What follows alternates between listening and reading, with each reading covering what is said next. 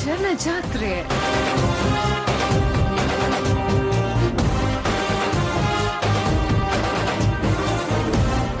ಶನೀಶ್ವರನಿಗೆ ವಿಜೃಂಭಣೆಯ ಪೂಜೆ. ಗ್ರಹಧೀಶ ಸ್ವಾಮಿ ಶನಿದೇವ, ಗ್ರಹಧೀಶ ಸ್ವಾಮಿ ಶನಿದೇವ, ಎನ್ನ ಗ್ರಹ ದೋಷ ನೀಗಿಸು ಪ್ರಭುವೇ.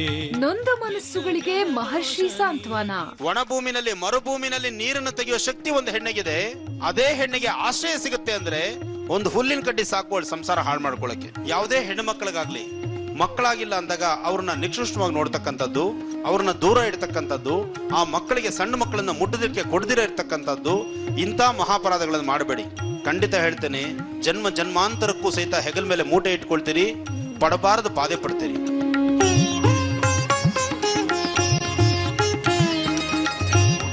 ಮಹರ್ಷಿವಾಣಿ ನಾಳೆ ಬೆಳಗ್ಗೆ 8ಕ್ಕೆ. ನಮಸ್ಕಾರ. ಜಿ ಕನ್ನಡ ವಾಹಿನಿಯ ವೀಕ್ಷಕರೆಲ್ಲರಿಗೂ ಶುಭೋದಯ. ಇದು ಅಮೃತ ಬಿಂದು ಅರ್ಪಿಸುವ ನಮ್ಮ ನಿಮ್ಮೆಲ್ಲರ ನೆಚ್ಚಿನ ಮಹರ್ಷಿವಾಣಿ ನೇರ ಪ್ರಸಾರ ಕಾರ್ಯಕ್ರಮಕ್ಕೆ ತಮ್ಮೆಲ್ಲರಿಗೂ ಆತ್ಮೀಯ ಸ್ವಾಗತ. ನಮ್ಮ ಅಗರಬತ್ತಿ ಪಾರ್ಟ್ನರ್ಸ್ ಮೋಕ್ಷ ಅಗರಬತ್ತಿ. ಎಂದಿನಂತೆ ನಾನು ನಿಮ್ಮ ಸೌಮ್ಯ ರಮಕಾಂತ್. ಗುರುಜಿಯವರನ್ನ ಕಾರ್ಯಕ್ರಮಕ್ಕೆ ಸ್ವಾಗತ ಕೋರುವುದಕ್ಕೂ ಮೊದಲು ಗುರುಜಿ ಭೇಟಿ ಕೊಡುವಂತಹ ಕಾರ್ಯಕ್ರಮದ ವಿವರವನ್ನ ನಾನು ನಿಮಗೆ ತಿಳಿಸ್ಕೊಡ್ತೀನಿ. ಇದೇ ಭಾನುವಾರ ಬೆಳಗ್ಗೆ 9:30ಕ್ಕೆ ಉಚಿತ ಆರೋಗ್ಯ ತಪಾಸಣಾ ಶಿಬಿರವನ್ನು ಹಮ್ಮಿಕೊಳ್ಳಲಾಗಿದೆ. ಈ ಕಾರ್ಯಕ್ರಮವನ್ನು ಗುರೂಜಿಯವರೇ ಉದ್ಘಾಟನೆ ಮಾಡ್ತಾ ಇದ್ದಾರೆ. ಬೆಂಗಳೂರು ಮಲತಹಳ್ಳಿ ಬಾಲಾಜಿ ನಗರ ಇಲ್ಲಿರುವಂತಹ ಬಾಲಾಜಿ ನಗರ ನಾಗರಿಕರ ಹಿತರಕ್ಷಣಾ ವೇದಿಕೆ ಈ ಉಚಿತ ಆರೋಗ್ಯ ತಪಾಸಣಾ ಶಿಬಿರವನ್ನು ಹಮ್ಮಿಕೊಂಡಿದ್ದಾರೆ. ತಾವೆಲ್ಲರೂ ಈ ಕಾರ್ಯಕ್ರಮದಲ್ಲಿ ಭಾಗಿಯಾಗಿ ಈ ಕಾರ್ಯಕ್ರಮವನ್ನು ಸದುಪಯೋಗ ಪಡಿಸ್ಕೋಬೇಕು ಅಂತ ಹೇಳ್ತಾ, ಹಾಗೆ ಮತ್ತೊಂದು ಕಾರ್ಯಕ್ರಮಕ್ಕೂ ಕೂಡ ಗುರುಜಿ ಭೇಟಿ ಕೊಡ್ತಾ ಇದ್ದಾರೆ. ಇದೇ ತಿಂಗಳ 15ನೇ ತಾರೀಕು ಬುಧವಾರ ದೊಡ್ಡಬಳ್ಳಾಪುರಕ್ಕೆ ಹೋಗ್ತಾ ಇದ್ದಾರೆ ಗುರುಜಿಯವರು. 5 ಗಂಟೆಗೆ ಅಲ್ಲಿ ಶ್ರೀ ಮುತ್ಯಾಲಮ್ಮ ತಾಯಿಯವರ ಜಾತ್ರೆಯನ್ನ ಹಮ್ಮಿಕೊಳ್ಳಲಾಗಿದೆ. ಮುತ್ಯಾಲಮ್ಮ ದೇವಿ ಸೇವಾ ಅಭಿವೃದ್ಧಿ ಟ್ರಸ್ಟ್ನವರು ಈ ಜಾತ್ರೆಯನ್ನ ಹಮ್ಮಿಕೊಂಡಿರುವಂತದ್ದು. ಅಲ್ಲಿರುವಂತಹ ಸುತ್ತಮುತ್ತಲಿನ ಭಕ್ತರು ಈ ಜಾತ್ರೆಯಲ್ಲಿ ಪಾಲ್ಗೊಂಡು ಮುತ್ಯಾಲಮ್ಮ ತಾಯಿಯ ಕೃಪೆಗೆ ಪಾತ್ರರಾಗಬೇಕು ಅಂತ ಹೇಳ್ತಾ, ಈಗ ಗುರುಜಿಯವರನ್ನ ನಮ್ಮ ಕಾರ್ಯಕ್ರಮಕ್ಕೆ ಸ್ವಾಗತವನ್ನ ಕೋರ್ತೀನಿ. ಶ್ರೀಯುತರು ಬ್ರಹ್ಮಶ್ರೀ ಆನಂದ ಸಿದ್ಧಪೀಠಂನ ಸಂಸ್ಥಾಪಕರು, ಖ್ಯಾತ ಜ್ಯೋತಿಷಿಗಳು, ಸ್ವರ ಜ್ಯೋತಿಷ್ಯ ಪ್ರವೀಣರು, ಚಕ್ಷುರ್ಮತಿ ವಿದ್ಯಾಪಂಡಿತರು ಆಗಿರುವಂತಹ ಡಾಕ್ಟರ್ ಮಹರ್ಷಿ ಆನಂದ ಗುರುಜಿಯವರನ್ನ ನಮ್ಮ ಕಾರ್ಯಕ್ರಮಕ್ಕೆ ಸ್ವಾಗತವನ್ನ ಕೋರುತ್ತಾ ಕಾರ್ಯಕ್ರಮವನ್ನ ಪ್ರಾರಂಭ ಮಾಡೋಣ. ನಮಸ್ತೆ ಗುರುಜಿ. ಮಹರ್ಷಿವಾಣಿ ನೇರ ಪ್ರಸಾರ ಕಾರ್ಯಕ್ರಮಕ್ಕೆ ಆತ್ಮೀಯ ಸ್ವಾಗತ. ನಮಸ್ಕಾರಮ್ಮ. ಗುರುಜಿಯವರನ್ನ ಸ್ವಾಗತ ಕೋರಿದ್ದಾಯ್ತು. ಈಗ ಎಂದಿನಂತೆ ಈ ದಿನದ ವಿಶೇಷತೆಯನ್ನ ತಿಳಿದುಕೊಡೋಣ ಬನ್ನಿ.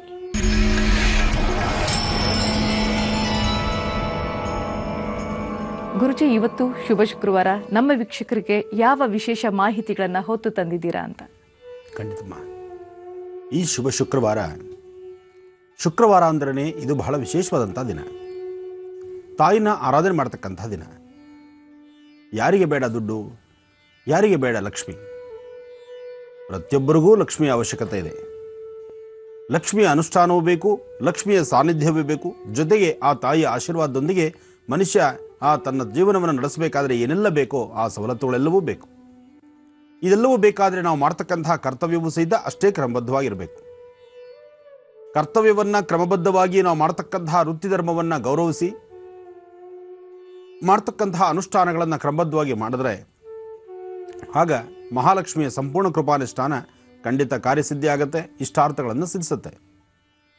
ಹಾಗೆ ಇವತ್ತಿನ ದಿವಸ ತುಳಸಿಯಿಂದ ಸಾಕಷ್ಟು ಅನುಷ್ಠಾನಗಳಿದೆ, ಸಾಕಷ್ಟು ಅನುಕೂಲತೆಗಳಿದೆ. ಹಾಗೆ ತುಳಸಿ ಮನೆ ಮುಂಭಾಗದಲ್ಲಿರೋದ್ರಿಂದ ಕೆಲವರು 10 ಜನ ಕಾಗದಗಳನ್ನು ಬರೆದು ತುಳಸಿ ಬಗ್ಗೆ ಒಂದಿಷ್ಟು ವಿಚಾರವನ್ನು ತಿಳಿಸಲಿ ಅಂತ ಕೇಳಿದಾಗ ಇವತ್ತು ತುಳಸಿಯ ಬಗ್ಗೆ ನಿಮ್ಮ ಮುಂದೆ ಕೆಲವು ವಿಚಾರಗಳನ್ನು ಮುಂದಿಡ್ತಾ ಇದ್ದಾರೆ.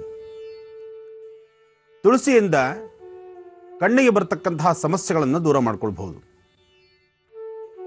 ತುಳಸಿ ಎಲೆ, ತುಳಸಿ ರಸದಿಂದ ದೇಹದಲ್ಲಾಗ್ತಕ್ಕಂಥ ಸಮಸ್ಯೆಗಳಿಗೆ, ರೋಗ ರುಜಿನಗಳಿಗೆ, ತುಂಬ ದೊಡ್ಡ ದೊಡ್ಡ ಸಮಸ್ಯೆಗಳಿಗೂ ಸಹಿತ ಬಹಳ ಚಿಕ್ಕದಾದಂತಹ ಔಷಧಿ. ಅಂದರೆ ಈ ಔಷಧಿಯಿಂದ ಔಷಧಿ ಗುಣವುಳ್ಳಂತಹ ಈ ಸಸ್ಯಕಾಶಿ ಅಮೃತಕ್ಕೆ ಸಮಾನವಾಗಿರ್ತಕ್ಕಂಥದ್ದು.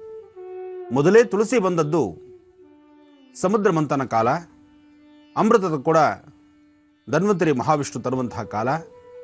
ಆಗ ಅಮೃತದ ಒಂದು ಬಿಂದು ಅದರ ಮೇಲೆ ಬಿದ್ದದ್ರಿಂದ ಆಗ ತುಳಸಿ ಹುಟ್ಟಿದ್ದು ಅಂತ ಹೇಳಿ ಕೆಲವು ಉಲ್ಲೇಖಗಳಿದೆ. ಅಂತಹ ತುಳಸಿನ ಮನೆ ಮುಂಭಾಗದಲ್ಲಿಟ್ಟಾಗ ಆರಾಧನೆ ಮಾಡ್ತಾ ಪ್ರತಿದಿನ ನಮ್ಮ ಕೈಕರಗಳನ್ನು ಪ್ರತಿ ದಿವಸ ಬೆಳಗ್ಗೆ ಸಾಯಂಕಾಲ ಒಮ್ಮೆ ಕೈ ಮುಗಿದು ಆಚೆ ಬರೋದ್ರಿಂದ ಇಷ್ಟಾರ್ಥಗಳನ್ನು ಸಿದ್ಧಿಸ್ಕೊಳ್ಬಹುದು. ಜೊತೆಗೆ ಕೆಲವು ತಂತ್ರ ರಹಸ್ಯಗಳಿಗೆ, ಕೆಲವರು ಈ ಮಾಟ ಮಂತ್ರ ಅಂತಾಗಲಿ ಅಥವಾ ತಂತ್ರಸಾರವಾಗಲಿ ಚೆನ್ನಾಗಿರ್ತಕ್ಕಂತಹ ಕುಟುಂಬದಲ್ಲಿ ಹುಳಿ ಹಿಂಡುವಂತಹ ಕೆಲಸ ಮಾಡುವಂತಹ ಪುಣ್ಯಾತ್ಮರು ಸಾಕಷ್ಟು ಜನ ಇದ್ದಾರೆ. ಒಂದು ಒಳ್ಳೆದಿದ್ದರೆ 4 ಕೆಟ್ಟದ್ದಿರುತ್ತೆ. ಒಬ್ಬ ವ್ಯಕ್ತಿಯ ಮನಸ್ಥಿತಿ ಒಳ್ಳೆದರ ಬಗ್ಗೆ ಚಿಂತನೆ ಮಾಡ್ತಾ ಒಳ್ಳೆ ನಡವಳಿಕೆಯಲ್ಲಿ ನಡೀತಾ ಇದ್ದಾಗ ಆತನ ನಡವಳಿಕೆಗಳನ್ನು ದಾರಿ ತಪ್ಪಿಸಿ ಬೇರೊಂದು ದಾರಿ ತುಳಿಸಿ ಇಲ್ಲದ ಸಮಸ್ಯೆಗಳನ್ನು ಈಡು ಮಾಡುವಂತಹ ಜನನು ಸಾಕಷ್ಟು ಜನ ಇರ್ತಾರೆ. ಆದರೆ ಪ್ರತಿಯೊಬ್ಬರ ವಾಸ್ತುಗೃಹಕ್ಕೂ, ಪ್ರತಿಯೊಬ್ಬರ ಮನೆಗೂ, ಪ್ರತಿಯೊಬ್ಬ ವ್ಯಕ್ತಿಗೂ ತನ್ನದೇ ಆದಂತಹ ಒಂದು ಸೆಕ್ಯೂರಿಟಿ ಬೇಕು, ತನ್ನದೇ ಆದಂತಹ ಒಂದು ಪರಿಸ್ಥಿತಿಯಲ್ಲಿ ಒಂದು ಸುಭದ್ರತೆ ಬೇಕು. ಬಹುಶಃ ಇದೆಲ್ಲವನ್ನೂ ಹಿಂದೆ ಆಲೋಚನೆ ಮಾಡಿಯೇ ಆ ಭಗವಂತ ತುಳಸಿನ ಧರೆಗಿಳಿಸಿದ್ನೇನು. ಅಂತಹ ತುಳಸಿನ ಮನೆ ಹತ್ರ ಇಡೋದ್ರಿಂದ ತಂತ್ರಸಾರಗಳಲ್ಲಾಗುವಂತಹ ತಂತ್ರಭಾಗಗಳ ಪ್ರಯೋಗದ ಅಟ್ಟಹಾಸ ಎಷ್ಟು ಮಟ್ಟಿಗೆ ಬೆಳೆಯಬಹುದು, ಆ ವಿಚಾರವನ್ನು ಇವತ್ತು ನಾವು ತಿಳ್ಕೊಳ್ಳೋಣ. ಯಾಕೆಂದರೆ ತುಳಸಿ ಎಲ್ಲ ಕಡೆ ಸಿಗುತ್ತೆ. ಸಾರ್ವತ್ರಿಕವಾಗಿ ತುಳಸಿ ಗೊತ್ತಿಲ್ಲದಿರೋ ಇರತಕ್ಕಂಥವರೇ ಯಾರೂ ಇಲ್ಲ. ಸಣ್ಣ ಮಕ್ಕಳದ್ದು ಕೇಳಿದ್ರು ತುಳಸಿ ತೋರಿಸ್ತಾರೆ. ಹಾಗೆ ತುಳಸಿ ಯಾರ ಮನೆ ಹತ್ರ ಇರೋದಿಲ್ಲ, ಎಲ್ಲರ ಮನೆ ಹತ್ರನೂ ಇದೆ. ಸುಲಭನಾದ ರೀತಿ ಸಮಸ್ಯೆಗಳನ್ನು ದೂರ ಮಾಡ್ಕೊಳ್ಬೋದಾದಂತಹ ಈ ಒಂದು ವಿಶೇಷವಾದಂತಹ ಅಮೃತಕ್ಕೆ ಸಮಾನವಾಗಿರ್ತಕ್ಕಂತಹ ತುಳಸಿಯ ಮಹಾತ್ಮೆ ಇವತ್ತು ನಾವು ತಿಳ್ಕೊಳ್ಬೇಕಾಗಿದೆ. ತಿಳ್ಕೊಳ್ಳೋಣ ಸ್ವಲ್ಪ ಹೊತ್ತಿನ ನಂತರ. ಗುರುಜಿ, ಕಳೆದ ಭಾಗದಲ್ಲಿ ನೀವು ತಿಳಿಸ್ಕೊಡ್ತಾ ಇದ್ರಿ ತುಳಸಿಯ ಮಹತ್ವ ಎಂಥದ್ದು ಅಂತ. ಮುಂದುವರಿಸೋಣ ಅದನ್ನ. ಖಂಡಿತಮ್ಮ. ಸಾಕಷ್ಟು ಜನ ಮನೆಗಳಲ್ಲಿ ತುಳಸಿ ಗಿಡ ಮೇಲಿಂದ ಮೇಲೆ ಒಣಗೋಗ್ತಾ ಇರುತ್ತೆ. ಅದು ನೀವು ಹೇಳಿದ್ದೀರಿ. ಸಾಕಷ್ಟು ಜನ ಕಾಗದಲ್ಲೂ ಬರೆದಿದ್ದಾರೆ. ಒಳ್ಳೆ ಫಲವತ್ತಾದಂತಹ ಒಳ್ಳೆ ಮಣ್ಣು ಹಾಕಿ, ಬೇಕಾದಷ್ಟು ಮರಳು, ನಾವು ಹಾಕಿದಂತಹ ನೀರು ಎಷ್ಟು ಬೇಕೋ ಅಷ್ಟು ಆ ಗಿಡವನ್ನು ಗಿಡ ಅಬ್ಸರ್ವ್ ಮಾಡಿ ತೆಗೆದುಕೊಂಡು ಉಳಿದಂತಹ ಜಲವನ್ನು ತಳಭಾಗ ಹೋಗ್ಲಿಕ್ಕೂ ಸಹಿತ ಸಾಕಷ್ಟು ದಾರಿ ಮಾಡಿದ್ದೇವೆ. ಆದರೂ ಸಹಿತ ನಮ್ಮಲ್ಲಿ ಗಿಡ ಬರ್ತಾ ಇಲ್ಲ. ಬೇರೆಲ್ಲ ಗಿಡಗಳು ಬಹಳ ಸಂಪಾಗಿ ತಾಳ ತುಂಬ ಚೆನ್ನಾಗಿ ಬರ್ತಾ ಇದೆ. ಆದರೆ ತುಳಸಿ ಗಿಡ ಮಾತ್ರ ಬಹಳ ಮೇಲಿನ ಮೇಲೆ ಒಣಗ್ತಾ ಇದೆ. ಸಾಕಷ್ಟು ಬಾರಿ ತುಳಸಿ ಗಿಡವನ್ನು ತಂದಿಟ್ಟರು ಸಹಿತ ಅದು ಸಮಂಜಸವಾಗಿಲ್ಲ ಅಂತ ಹೇಳ್ತಕ್ಕಂಥ ಕೂಗು ಸಾಕಷ್ಟು ಇದೆ. ಇದನ್ನಿಲ್ಲೇ ನೀವು ಅರ್ಥ ಮಾಡ್ಕೋಬೋದು ತುಳಸಿಯ ಮಹತ್ವ ಎಂತಹದ್ದು ಅಂತ. ತುಳಸಿನ ಪ್ರತಿಯೊಬ್ಬರ ವಾಸ್ತುಗೃಹದ ಮುಂಭಾಗದಲ್ಲೂ ಇಟ್ಟು ಆರಾಧನೆ ಮಾಡ್ತೀವಿ. ಜೊತೆಗೆ ತುಳಸಿ ಶ್ರೀಕೃಷ್ಣನಿಗೂ ಬಹಳ ಪ್ರಿಯವಾದ್ದು, ಮಹಾವಿಷ್ಣುವಿಗೂ ಪ್ರಿಯವಾದ್ದು. ಮಹಾವಿಷ್ಣು ತುಳಸಿ ಎಲ್ಲ ಪುಷ್ಪಗಳು ನೋಡಿ, ಇದೊಂದು ಬಹಳ ವಿಶೇಷವಾಗಿರ್ತಕ್ಕಂಥದ್ದು. ಸೃಷ್ಟಿಯಲ್ಲಿ ಎಷ್ಟು ಪುಷ್ಪಗಳಿದೆಯೋ ಆ ಎಲ್ಲ ಪುಷ್ಪಗಳು ಸಹಿತ ಮಹಾವಿಷ್ಣುವಿನ ಅಲಂಕಾರಕ್ಕಾಗಿ ಸಿದ್ಧತೆ ಆಯ್ತಂತೆ. ಮಲ್ಲಿಗೆ ಇರ್ಬೋದು, ಸಂಪಿಗೆ ಇರ್ಬೋದು, ಕಾಕಡ ಇರ್ಬೋದು, ಸೇವಂತಿಗೆ ಇರ್ಬೋದು, ಪ್ರತಿಯೊಂದು ಸೃಷ್ಟಿಯಲ್ಲಿ ಏನು ಹೂವು ಇದೆಯೋ ಆ ಸೃಷ್ಟಿಕರ್ತ ಯಾವ್ಯಾವ ಪುಷ್ಪಗಳನ್ನು ಸೃಷ್ಟಿಸಿದ್ದಾನೋ ಆ ಎಲ್ಲ ಪುಷ್ಪಗಳು ಸಹಿತ ಮಹಾವಿಷ್ಣುವಿನ ಅಲಂಕಾರಕ್ಕೆ ಎಲ್ಲವೂ ಸಹಿತ ಸಿದ್ಧತೆಯಾಯಿತು. ನಾನು ಇಲ್ಲಿ ಕೂತ್ಕೊಳ್ಬೇಕು, ನಾನು ವಿಷ್ಣುವಿನ ಭುಜದ ಮೇಲಿರಬೇಕು, ಅಥವಾ ಶಿರದ ಮೇಲಿರಬೇಕು, ಅಥವಾ ಹೃದಯದ ಮೇಲಿರಬೇಕು, ಪಾದದ ಮೇಲಿರಬೇಕು. ಆ ಪಾದ ಸ್ಪರ್ಶಿಸಿದರೆ ಸಾಕು, ಸ್ವಾಮಿಯ ಅಲಂಕಾರದಲ್ಲಿ ಯಾವುದೋ ಒಂದು ಮೂಲೆ ನಿಂತರೆ ಸಾಕಪ್ಪ ಅಂತ ಹೇಳ್ತಕ್ಕಂಥ ಪುಷ್ಪಗಳು ಎಲ್ಲವೂ ಸಾಲುಗಟ್ಟಿ ನಿಂತುಕೊಳ್ತು. ಆಗ ತುಳಸಿ ಮಾತ್ರ ಒಂದು ದೂರದಲ್ಲಿ ಒಂದು ಕಡೆ ನಿಂತುಕೊಳ್ತು. ಇಷ್ಟೂ ಪುಷ್ಪಗಳು ಸಹಿತ ಭಗವಂತನ ಸಾನ್ನಿಧ್ಯಕ್ಕೆ, ಭಗವಂತನ ಮೇಲೆ ಅಲಂಕಾರಕ್ಕಾಗಿ ಎಲ್ಲವೂ ಸಹಿತ ಸಿದ್ಧತೆಯಾಗಿ ಭಗವಂತನ ಹತ್ರ ಹೋಗಿ ಎಲ್ಲ ಆಯಾ ಜಾಗ ಎಲ್ಲೆಲ್ಲಿ ಬೇಕೋ ಅಲ್ಲೆಲ್ಲವೂ ಸಹಿತ ಅಲಂಕರಿಸ್ಕೊಂಡ್ಬಿಡ್ತು. ಇನ್ನು ಸ್ಥಳ ಎಲ್ಲೂ ಇಲ್ಲ. ತುಳಸಿ ಆಲೋಚನೆ ಮಾಡಲ್ಲ, ತಾಯಿ ನಾನು ಎಲ್ಲಿರಬೇಕು ಭಗವಂತನ ಮೇಲೆ? ಭಗವಂತನ ಹತ್ರ ಎಲ್ಲಾ ಸ್ಥಳದಲ್ಲೂ ಸಹಿತ ಎಲ್ಲಾ ಪುಷ್ಪಗಳು ಅಲಂಕಾರಗೊಂಡಾಯಿತು, ಇನ್ನು ಸ್ಥಳ ಇಲ್ಲ. ಆಗ ಮಹಾವಿಷ್ಣು ತುಳಸಿಯನ್ನ ತನ್ನ ಹೃದಯದಲ್ಲಿ ಇಟ್ಕೊಂಡಂತೆ. ತುಳಸಿಯನ್ನ ತನ್ನ ಹೃದಯದಲ್ಲಿ ಮಹಾಲಕ್ಷ್ಮಿ ಇರ್ತಕ್ಕಂಥ ಸಾನ್ನಿಧ್ಯದಲ್ಲೇ ತುಳಸಿಯನ್ನು ಇಟ್ಕೊಂಡಂತೆ.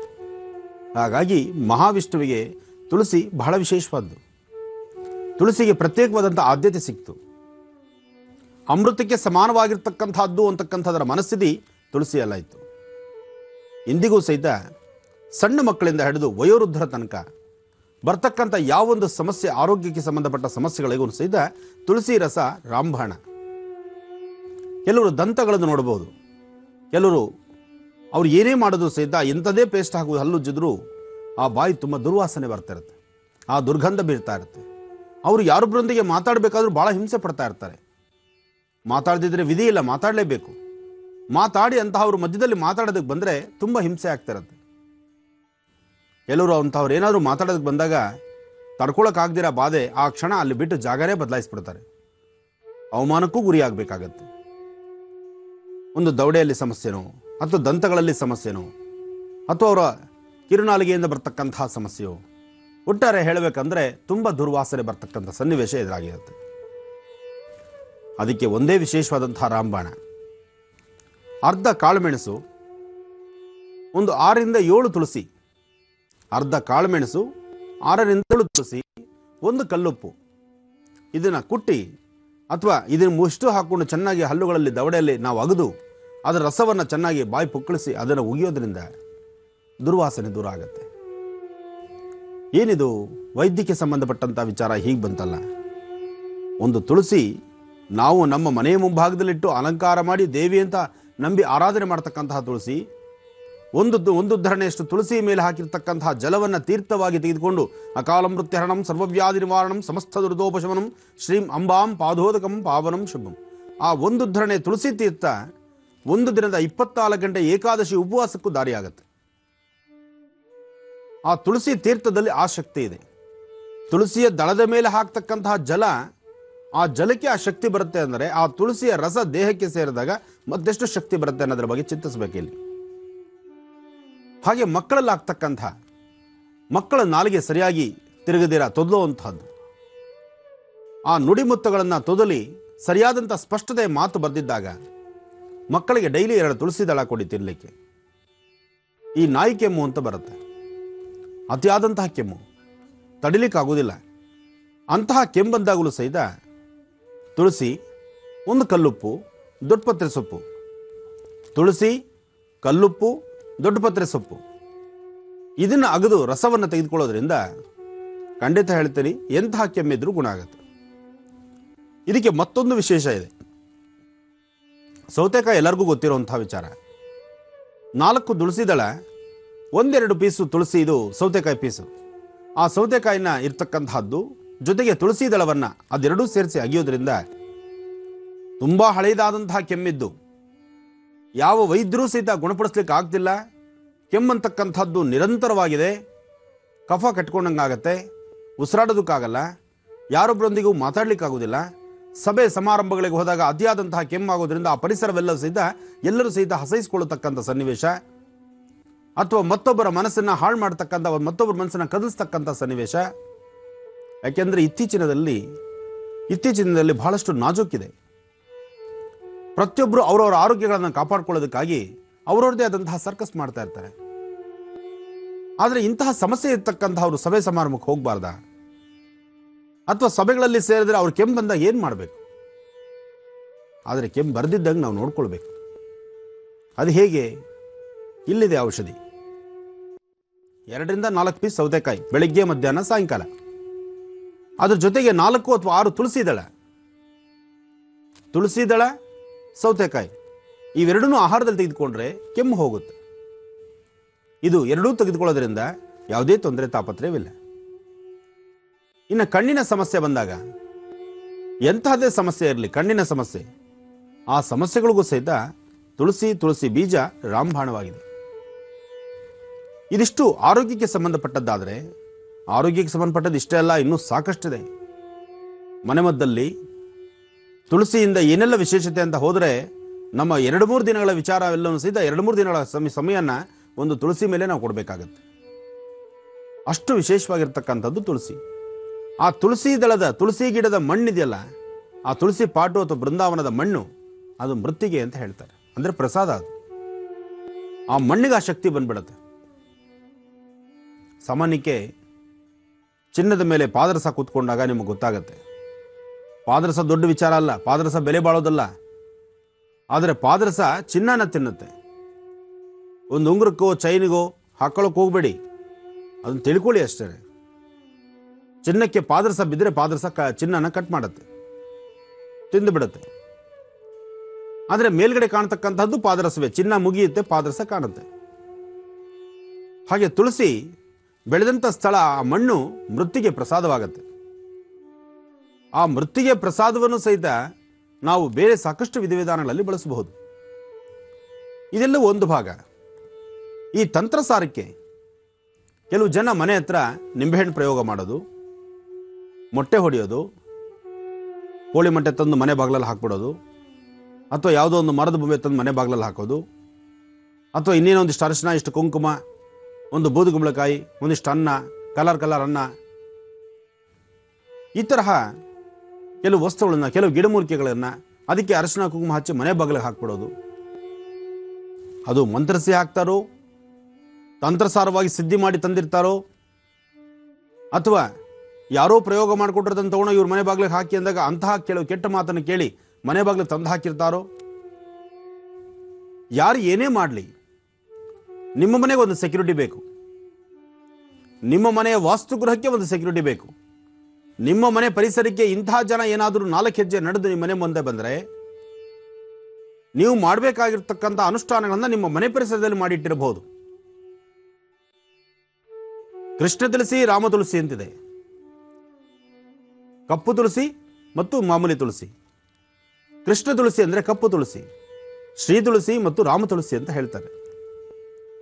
ಈ ತುಳಸಿನ ಮನೆ ಹತ್ರ ಇಟ್ಟಾಗ ಯಾರು ಎಂಥದ್ದೇ ಮಾಟ ಮಂತ್ರ ಪ್ರಯೋಗ ಮಾಡ್ಕೊಂಬಂದ್ರು, ಎಂಥದ್ದೇ ಒಂದು ಪ್ರಯೋಗಗಳಾದರೂ ಸಹಿತ ಅದು ಆ ಪ್ರಯೋಗ ಬಂದಂತಹ ಪ್ರಯೋಗದ ಸನ್ನಿವೇಶ, ಆ ಪ್ರಯೋಗದಲ್ಲಿರ್ತಕ್ಕಂಥ ಶಕ್ತಿ, ಆ ಎಫೆಕ್ಟು ಫಸ್ಟ್ ಬರ್ತಕ್ಕಂಥದ್ದೇ ಈ ವೃಕ್ಷದ ಮೇಲೆ, ಅಂದರೆ ತುಳಸಿ ಗಿಡದ ಮೇಲೆ ಆ ಒಂದು ಎಫೆಕ್ಟ್ ಇರುತ್ತೆ. ಆಗ ತುಳಸಿ ಗಿಡ ಕಾಲಕ್ರಮೇಣ ಒಣಗ್ತಾ ಬರುತ್ತೆ. ಆಗ ಮನುಷ್ಯ, ಆ ವಾಸ್ತುಗಳಲ್ಲಿರ್ತಕ್ಕಂಥವರು ಬುದ್ಧಿವಂತರಾಗಬೇಕು, ಅವರು ಚಿಂತನೆ ಮಾಡಬೇಕು, ಈ ಪರಿಸರದಲ್ಲಿ ಏನೋ ನಡೀತಾ ಇದೆ ಅಂತ. ನೀವು ಪರೀಕ್ಷೆ ಮಾಡಿ ನೋಡಿ. ನೀವು ಇದು ಯಾವುದೂ ಸಹಿತ ಬರೀ ಗುರುಗಳು ಹೇಳಿದ್ರು ಕೇಳಬೇಕು, ಗುರುಗಳು ಹೇಳಿದ್ದಾರೆ ಮಾಡಬೇಕು, ಗುರುಗಳಂತ ನಡಿಬೇಕು, ಗುರುಗಳ ಮಾರ್ಗದರ್ಶನ ಅಥವಾ ಗುರುಗಳು ಹಾಕ್ತಕ್ಕಂಥ ದಾರಿ, ಆ ದಾರಿ ನಡಿಬೇಕು ಅನ್ನೋದಲ್ಲ. ಗುರುಗಳು ಹೇಳ್ತಕ್ಕಂಥ ಮಾತಲ್ಲಿ ಸತ್ಯಾಸತ್ಯತೆ ಎಷ್ಟಿದೆ, ಅದರ ಬಗ್ಗೆ ನಾವು ಪಾಲನೆ ಮಾಡಬೇಕಾ ಬಿಡಬೇಕಾ, ಅದರ ಬಗ್ಗೆ ನಾವು ಚಿಂತಿಸಬೇಕು. ನನ್ನ ಈ ಸುಂದರವಾದಂಥ ಈ ಸಮಯನ ಈ ಧರ್ಮದ ಪೀಠದಲ್ಲಿ ನಾವು ಕೂತು ಮಾತಾಡಬೇಕಾದ್ರೆ, ನಿಮ್ಮ ಸಮಯವನ್ನು ನಾವು ತೆಗೆದುಕೊಂಡು ಕೆಲವು ವಿಚಾರಗಳನ್ನು ಸ್ಪಷ್ಟೀಕರಿಸಬೇಕಾದ್ರೆ ಇದರಲ್ಲಿ ಸತ್ಯಾಸತ್ಯತೆಗಳು ಎಷ್ಟಿದೆ ಅನ್ನೋದ್ರ ಬಗ್ಗೆ ನಾವು ಅರಿವು ತಿಳ್ಕೊಳ್ಬೇಕು. ಅಂತಹ ಒಂದು ತುಳಸಿಯಲ್ಲಿ ನಮ್ಮ ಮನೆ ಪರಿಸರಗಳಲ್ಲಿ, ಅಂದರೆ ನಮ್ಮ ಸುತ್ತಮುತ್ತ ಪರಿಸರದಲ್ಲಿ ಯಾರಾದರೂ ಇಂಥ ನೀಚ ಬುದ್ಧಿನ ಮಾಡಿದಾಗ ಇಂತಹದ್ದಕ್ಕೂ ಸಹಿತ ಮನೆ ಹತ್ರ ಒಂದು ಸೆಕ್ಯೂರಿಟಿ ಬೇಕು. ಆ ಸೆಕ್ಯೂರಿಟಿನ ಹೇಗೆ ಸಿದ್ಧಿಸ್ಕೊಳ್ಬೇಕು, ಆ ಸೆಕ್ಯೂರಿಟಿ ಯಾವುದು, ಆ ವನಸಿರಿ ಅಂದರೆ ತುಳಸಿಗೆ ಮತ್ತೊಂದು ಸಂಬಂಧಪಟ್ಟಂತಹ ತುಳಸಿಯ ಪಕ್ಕದಲ್ಲೇ ಒಂದೇ ಬೃಂದಾವನದಲ್ಲಿ 2 ಗಿಡಗಳನ್ನು ಹಾಕಬೇಕು. ಅದು ಗಿಡಗಳು ಯಾವುದು, ಆ 2 ಸಸ್ಯಕಾಶಿ ಯಾವುದು ಅನ್ನೋದನ್ನ ಮುಂದಿನ ಭಾಗದಲ್ಲಿ ತಿಳಿಸ್ತಾರೆ. ಗುರುಜಿ, ಮನೆಯ ಮುಂದೆ ಇರುವಂತ ತುಳಸಿ ಒಣಗಿದ್ರೆ ಖಂಡಿತವಾಗಿಯೂ ಅಲ್ಲಿ ತಂತ್ರದ ಪ್ರಯೋಗ ಆಗಿರುತ್ತೆ. ಅದರಿಂದ ತಮ್ಮನ್ನು ನಾವು ಕಾಪಾಡ್ಕೋಬೇಕು ಅಂತಂದ್ರೆ ವಿಶೇಷವಾದಂತ 2 ವನಸಿರಿನ ತಿಳಿಸ್ಕೊಡ್ತೀನಿ ಅಂತ ಹೇಳ್ತಾ ಇದ್ರಿ. ಅದನ್ನ ತಿಳಿಸ್ಕೊಡಕ್ಕೂ ಮೊದಲು ಈಗ ಪಂಚಾಂಗ ಶ್ರವಣ ಮಾಡೋಣ ಗುರುಜಿ. ಖಂಡಿತಮ್ಮ. ಓಂ ಮಹಾಲಕ್ಷ್ಮೀ ಚ ವಿದ್ಮಹೇ ವಿಷ್ಣುಪತ್ನಿ ಚ ಧೀಮಹಿ ತನ್ನೋ ಲಕ್ಷ್ಮೀ ಪ್ರಚೋದಯಾತ್. ಗೌರೇನ್ಮಾಯಸ್ಥಲಿಲಾ ನಿಕ್ಷತದ್ವಿಪದೇನ್ ವಿಪದೇಂ ಸಾಂ ಚತುಷ್ಪದಿ ಇಷ್ಟಾಪದೇನೋಪದೇಂ ಬಹುಶೀಂ ಸಹಸ್ರಾಕ್ಷರಾಂ ರಮೇ ವ್ಯೋಮನ್. ಅಂಬಾ ಮಹಾಲಕ್ಷ್ಮಿ ರಾಜರಾಜೇಶ್ವರೀ ನಮಃ, ಚಕ್ರೇಶ್ವರೀ ನಮಃ, ಶಾಕಾಂಬರೀಂ ಶ್ರೀಂ ಭನಶಂಕರೀ ದೇವತಾಭ್ಯೋ ನಮಃ. ಅಸುರರ ಸಂಹಾರಕ್ಕೆಂದೇ ಜನಿಸಿರ್ತಕ್ಕಂತಹ ತಾಯಿ ಬೆಂಗಳೂರಿನ ಪ್ರಸಿದ್ಧಿ ಕ್ಷೇತ್ರವಾದಂತಹ ಬನಶಂಕರಿಯಲ್ಲಿ ರಾಕ್ಷಸನಾಮ ಸಂವತ್ಸರದಲ್ಲೇ ಪ್ರತಿಷ್ಠಾಪನೆಗೊಂಡದ್ದು. ಎಷ್ಟು ವಿಶೇಷವಾಗಿದೆ ನೋಡಿ. ರಾಕ್ಷಸನಾಮ ಸಂವತ್ಸರದಲ್ಲಿ ತಾಯಿ ಬನಶಂಕರಿ ಬೆಂಗಳೂರಿನಲ್ಲಿ ಪ್ರತಿಷ್ಠಾಪನೆಗೊಂಡಂಥದ್ದು. ಹಿಂದೆ ಓರ್ವ ದಂಪತಿಗಳಿಗೆ ಸ್ವಪ್ನದಲ್ಲಿ ಕಾಣಿಸ್ಕೊಂಡು ಬಾದಾಮಿ ಕ್ಷೇತ್ರದಿಂದ ಬೆಂಗಳೂರಿಗೆ ಆಗಮಿಸಿದಂತಹ ತಾಯಿ, ಆಗ ಬರಬೇಕಾದರೂ ಸಹಿತ ಎತ್ತಿನ ಗಾಡಿನಲ್ಲಿ ಬಂದಂಥಳು. ಆ ಕ್ಷೇತ್ರದಿಂದ ಈ ಕ್ಷೇತ್ರಕ್ಕೆ ತಂದಂಥ, ಬಾದಾಮಿಯಿಂದ ಬೆಂಗಳೂರಿನ ಕ್ಷೇತ್ರಕ್ಕೆ ತಂದಂಥ, ಬೆಂಗಳೂರಿನ ಪುಣ್ಯಭೂಮಿಯಾದಂಥ ಬೆಂಗಳೂರಿನ ರಾಜಧಾನಿ ಮಧ್ಯದಲ್ಲಿರ್ತಕ್ಕಂತಹ ಬನಶಂಕರಿಯ ಕ್ಷೇತ್ರ ಇವತ್ತಿನ ದಿವಸ ಅವತ್ತು ತಂದಂತಹ ಚಿಕ್ಕದಾದಂತಹ ಉತ್ಸವ ಮೂರ್ತಿ ವಿಗ್ರಹ ಇವತ್ತಿಗೂ ಇದೆ. ಇವತ್ತಿಗೂ ಪ್ರಾಕಾರೋತ್ಸವ ನಡೀತಕ್ಕಂತಹ ಆ ತಾಯಿಯ ಆಸ್ಥಾನದಲ್ಲಿ ಪ್ರಾಕಾರೋತ್ಸವ ಮಾಡದೆ ಆ ವಿಗ್ರಹಕ್ಕೆ. ಇದು ತಂದಿರತಕ್ಕಂಥದ್ದು ಸಹಿತ ಬಸಪ್ಪ ಶೆಟ್ಟರು ಮತ್ತು ಶಂಕರಪ್ಪ ಶೆಟ್ಟರು ಅಂತ. ಆಗ ಎತ್ತಿನ ಗಾಡಿಯಿಂದ ದಟ್ಟವಾದಂತಹ ಅರಣ್ಯ 100 ವರ್ಷಗಳ ಹಿಂದೆ ಬೆಂಗಳೂರು ಹೇಗಿತ್ತು, ಬನಶಂಕರಿ ಕ್ಷೇತ್ರವೇ ಹೇಗಿತ್ತು ಅದನ್ನು ನೀವು ತಿಳ್ಕೊಳ್ಬೋದು. ಆದರೆ ಆಗ ಅಲ್ಲಿ ತ್ರಿಕಾಲ ಅನುಷ್ಠಾನಗಳು ನಡೀತಿತ್ತು. ಆ ತ್ರಿಕಾಲ ಅನುಷ್ಠಾನಗಳು ನಡೆಸಿ ತಾಯಿಯ ವಿಶೇಷವಾದಂತಹ ಅನುಷ್ಠಾನವನ್ನು ನಡೆಸಿ ಆಗಿರ್ತಕ್ಕಂತಹ ವಿಗ್ರಹದಲ್ಲಿರ್ತಕ್ಕಂಥ ಶಕ್ತಿಯನ್ನು ಮತ್ತಷ್ಟುಗೊಳಿಸಲಿಕ್ಕೆ ಪ್ರತಿದಿನದ ಅನುಷ್ಠಾನಗಳಿದೆಯಲ್ಲ, ಅದು ಬಹಳ ವಿಶೇಷ. ಅನುಷ್ಠಾನಗಳೆಂದರೆ ಇತ್ತೀಚಿನ ದಿನಗಳ ಅನುಷ್ಠಾನವಂತಲ್ಲ. ಆಗ ಪೂಜೆ ಬಿಟ್ಟರೆ ಮತ್ತೊಂದು ಕೆಲಸ ಇಲ್ಲ. ಬೆಳಗ್ಗೆ ಬ್ರಾಹ್ಮಿ ಮುಹೂರ್ತ, ಇಷ್ಟೊತ್ತಿಗೆ ಅಭಿಷೇಕ, ಇಷ್ಟೊತ್ತು ಪೂಜೆ, ಇಷ್ಟ ಅಲಂಕಾರ ಆಗೋಗ್ಬೇಕು ಅಂದರೆ ಆಗೋಗ್ಬೇಕು.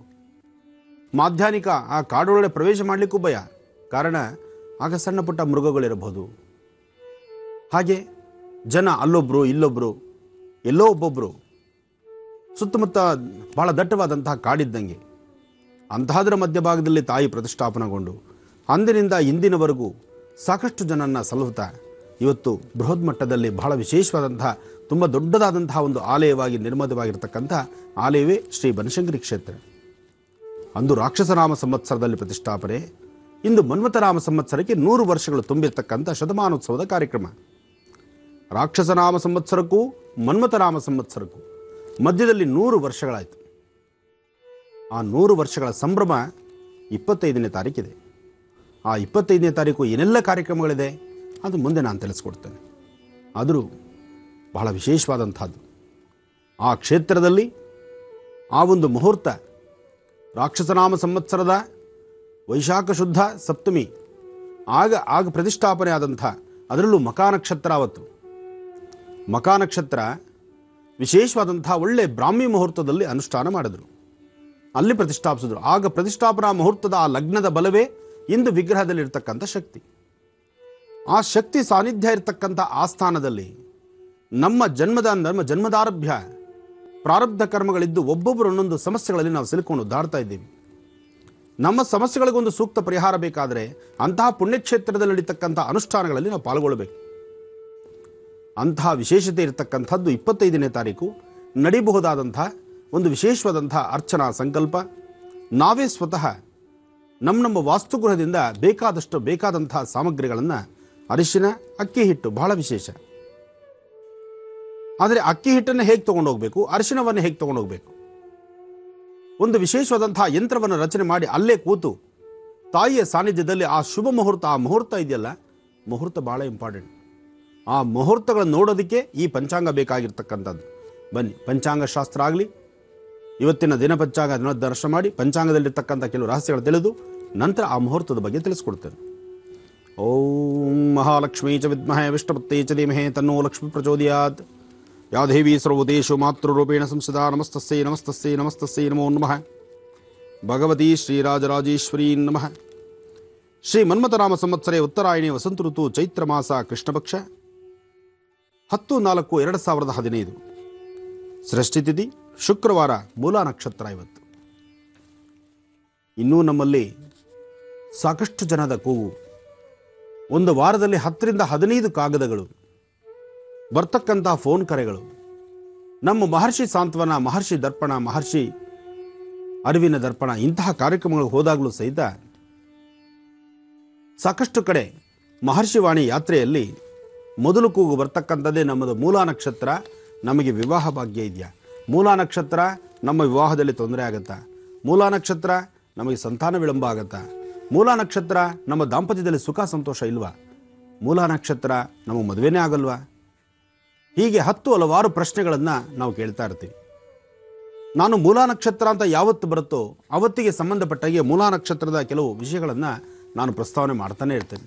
ಹಾಗೆ ಎಲ್ಲೇ ಕಾರ್ಯಕ್ರಮವಾದರೂ ಅಲ್ಲಿ ಮೂಲ ನಕ್ಷತ್ರ ಅಂತ ಯಾರೊಬ್ಬರು ಸ್ವರವೆತ್ತಿದ್ರು, ಯಾರೊಬ್ಬರ ಧ್ವನಿಗಾದರೂ ಮೂಲ ನಕ್ಷತ್ರದ ಮೂಲ ತಾತ್ಪರ್ಯಗಳೇನಿದೆ, ಮೂಲ ನಕ್ಷತ್ರದಲ್ಲಿ ಹುಟ್ಟಿದ್ರೆ ಅದು ತಪ್ಪ ಸರಿಯಾ, ಆ ತಪ್ಪಿನ ಕಲ್ಪನೆ, ಆ ತಪ್ಪು ಕಲ್ಪನೆಗಳನ್ನು ಹೊಡೆದೋಡಿಸುವಂಥ ಕಾಯಕವನ್ನು ನಿರಂತರವಾಗಿ ಮಾಡ್ತಾನೆ ಇದ್ದೀವಿ. ಯಾಕೆ ಈ ಮಾತು ನಿಮ್ಮ ಮುಂದೆ ಅಂದರೆ, ಇವತ್ತು ಮೂಲ ನಕ್ಷತ್ರವಾದ್ದರಿಂದ ಸಾಕಷ್ಟು ಜನದ ಕಿವಿ ನೆಟ್ಟಗಾಗತ್ತೆ. ಒಂದು ಹೇಳ್ತಿದ್ದೀನಿ, ಮೂಲ ನಕ್ಷತ್ರದಲ್ಲಿ ಜನಿಸ್ತಕ್ಕಂಥದ್ದು ಖಂಡಿತ ತಪ್ಪಲ್ಲ. ಹಾಗೆ ಮೂಲ ನಕ್ಷತ್ರದವ್ರನ್ನ ಮದುವೆ ಆಗ್ತಕ್ಕಂಥದ್ದು ತಪ್ಪಲ್ಲ. ಮೂಲ ನಕ್ಷತ್ರಕ್ಕೆ ತನ್ನದೇ ಆದಂತಹ ವರ್ಚಸ್ಸು ತೇಜಸ್ಸಿದೆ. ಮೂಲ ನಕ್ಷತ್ರ ಸಾಕ್ಷಾತ್ ತಾಯಿ ಶಾರದೆದು. ಆ ಶಾರದೆ ಪ್ರತಿಯೊಬ್ಬರ ಜ್ಞಾನ ಭಿಕ್ಷೆಯನ್ನು ಕೊಟ್ಟು ಪ್ರತಿಯೊಬ್ಬರಿಗೂ ಜ್ಞಾನ ಭಿಕ್ಷೆ ಕೊಡಬೇಕು. ಪ್ರತಿಯೊಬ್ಬರನ್ನು ಜ್ಞಾನವಂತರನ್ನಾಗಿ, ವಿದ್ಯಾವಂತರನ್ನಾಗಿ ಮಾಡಿ ಅವರ ಜೀವನದಲ್ಲಿ ಮತ್ತೊಬ್ಬರ ಕೈ ಕೆಳಗೆ ಬದಿರ ಸ್ವತಂತ್ರವಾಗಿ ಬದುಕುವಂತಹ ಒಂದು ಶಕ್ತಿ ಕೊಡಬೇಕಾದ್ರೆ ಆ ತಾಯಿನೇ ಕೊಡಬೇಕು. ಅಂತಹ ತಾಯಿಯ ಜನ್ಮ ನಕ್ಷತ್ರವೂ ಮೂಲ ನಕ್ಷತ್ರ. ಅದರಿಂದ ಮೂಲ ನಕ್ಷತ್ರದ ಬಗ್ಗೆ ಕಲ್ಪನೆ ಬೇಡ. ಒಳ್ಳೆಯದಾಗಲಿ. ಗುರುಜೀಗ ರಾಶಿ ಫಲವನ್ನು ಪ್ರಾರಂಭ ಮಾಡೋಣವಾ? ಖಂಡಿತಮ್ಮ. ರಾಶಿಫಲ ಪ್ರಾರಂಭ ಮಾಡೋಕ್ಕೂ ಮುನ್ನ ದರ್ಪಣಾಂಜನ ದರ್ಶನ ಜೊತೆಗೆ ಮುಂದಿನ ದಿನಗಳಲ್ಲಿ 27 ನಕ್ಷತ್ರ, 12 ರಾಶಿ, ನಕ್ಷತ್ರಕ್ಕೆ ಸಂಬಂಧಪಟ್ಟಂಗೆ ನಕ್ಷತ್ರದ ಗುಣ, ನಕ್ಷತ್ರದ ಸ್ವಭಾವ, ಆಯಾ ನಕ್ಷತ್ರದಲ್ಲಿ ಜನಿಸ್ತಕ್ಕಂಥ ಅವರ ಸ್ವಭಾವ, ಅವರ ಗುಣ, ಅವರು ಹೇಗೆ ತಮ್ಮ ಜೀವನದಲ್ಲಿ ಪರಿವರ್ತನೆಗಳನ್ನು ತಂದುಕೊಳ್ಬೇಕು. ಮತ್ತು ಆ ನಕ್ಷತ್ರಕ್ಕೆ ಸಂಬಂಧಪಟ್ಟಂತಹ ವೃಕ್ಷವ್ಯಾವುದು, ಆ ವೃಕ್ಷಾನುಷ್ಠಾನದಿಂದ ನಿಮ್ಮ ಜೀವನದಲ್ಲಿ ಆಗು ಹೋಗ್ತಕ್ಕಂಥ ಸಮಸ್ಯೆಗಳಿಗೆ ಪರಿಹಾರವೇನು, ಅನುಷ್ಠಾನವನ್ನು ಯಾವ ಕ್ರಮದಲ್ಲಿ ಮಾಡಿಕೊಳ್ಬೇಕು. ಹಾಗೆ ಒಂದೊಂದು ನಕ್ಷತ್ರ, ಆ ನಕ್ಷತ್ರಕ್ಕೆ ಸಂಬಂಧಪಟ್ಟಂಥ ಮಾಹಿತಿಗಳು, ಇನ್ನು ರಾಶಿಗೆ ಸಂಬಂಧಪಟ್ಟಂಥ ಮಾಹಿತಿಗಳು. ಇದನ್ನು ಸದ್ಯದಿಂದಲೇ ಇದನ್ನು ಪ್ರಾರಂಭಿಸ್ತೇವೆ. ಆಗ ನಿಮ್ಮ ವಾಸ್ತುಗೃಹದಲ್ಲಿ ನಿಮ್ಮ ಮನೆಯಲ್ಲಿರ್ತಕ್ಕಂಥ ಯಾರೊಬ್ಬರಾದರೂ ಸಹಿತ ನಿಮ್ಮ ನಕ್ಷತ್ರಗಳಿಗೆ ಸಂಬಂಧಪಟ್ಟಂಗೆ ಅಶ್ವಿನಿ ನಕ್ಷತ್ರ ಅಥವಾ ಭರಣಿ ನಕ್ಷತ್ರ, ಹೀಗೆ ಮನೆಯಲ್ಲಿ ಯಾರದೋ ಒಬ್ಬರ ನಕ್ಷತ್ರವಿರಬಹುದು. ಅಥವಾ ನಿಮ್ಮ ಮನೆಯಲ್ಲಿ ಆ ನಕ್ಷತ್ರದ ವ್ಯಕ್ತಿ ಇಲ್ದಿರೇ ಇರಬಹುದು. ನಮ್ಮ ಮನೆಯಲ್ಲಿ ಆ ನಕ್ಷತ್ರದ ವ್ಯಕ್ತಿ ಇಲ್ಲ, ಈ ವಿಚಾರ ನಮಗೆ ಸಂಬಂಧ ಇಲ್ಲ ಅಂತ ತಿಳ್ಕೊಂಡ್ರೆ ಅದು ತಪ್ಪಾಗತ್ತೆ. ನಾಳೆ ಅದೇ ನಕ್ಷತ್ರದ ವ್ಯಕ್ತಿ ನಿಮ್ಮ ಮನೆಯಲ್ಲಿ ಒಬ್ಬರಾಗಿರ್ಬೋದು, ಅಥವಾ ಇನ್ನೊಬ್ಬರು ಬರಬಹುದು, ಅಥವಾ ಅಂಥವರಿಗೆ ನೀವು ಮಾಹಿತಿ ಕೊಡ್ಬೋದಾಗ್ಬೋದು. ಮಾಹಿತಿಗಳನ್ನು, ಹೇಳ್ತಕ್ಕಂತಹ ವಿಚಾರಗಳನ್ನು ನೀವು ಗ್ರಹಿಸಿ ಒಂದು ಮಹರ್ಷಿ ಡೈರಿ ಅಂತ ಮಾಡಿ ಆ ಡೈರಿನಲ್ಲಿ ಬರೆದಿಟ್ಟು ಅದನ್ನು ನಾಳೆ ದಿವಸ ಅಂತಹ ನಕ್ಷತ್ರದ ವ್ಯಕ್ತಿಗಳಿಗೆ ಈ ವಿಚಾರವನ್ನು ತಿಳಿಸೋದ್ರಿಂದ ಅದೊಂದು ಮಹಾನುಷ್ಠಾನವೇ. ಇಂತಹ ಅನುಷ್ಠಾನಕ್ಕೆ ತಾವೆಲ್ಲರೂ ಮುಂದಾಗಬೇಕು. ಇದಕ್ಕೆ ಸಂಬಂಧಪಡ್ತಕ್ಕಂತಹ ದಿನನ ಸದ್ಯದಲ್ಲೇ ಈ ಒಂದು ವಿಶೇಷವಾಗಿರ್ತಕ್ಕಂತಹ ವೃಕ್ಷಗಳು, ಅದರ ಬಗ್ಗೆ ಸಾಕಷ್ಟು ವಿಚಾರ ಮಾಹಿತಿಗಳನ್ನು ನಿಮ್ಮ ಮುಂದಿಡ್ತಿದ್ದೇವೆ. ಅದು ಸದ್ಯದಿಂದಲೇ. ಈಗ ದರ್ಪಣಾಂಜನ ದರ್ಶನ ಮಾಡೋಣ, ನಂತರ ರಾಶಿಫಲದತ್ತ ಹೊರಡೋಣ. ಓಂ ಮಹಾಲಕ್ಷ್ಮೀ ನಮಃ. ಸರ್ವಮಂಗಳಮಾಂಗಲ್ಯೆ ಶಿವೆ ಸರ್ವಾರ್ಥ ಸಾಧಿಕೆ ಶರಣ್ಯೇ ತ್ರ್ಯಂಬಕೆ ಗೌರಿ ನಾರಾಯಣಿ ನಮೋಸ್ತುತೆ.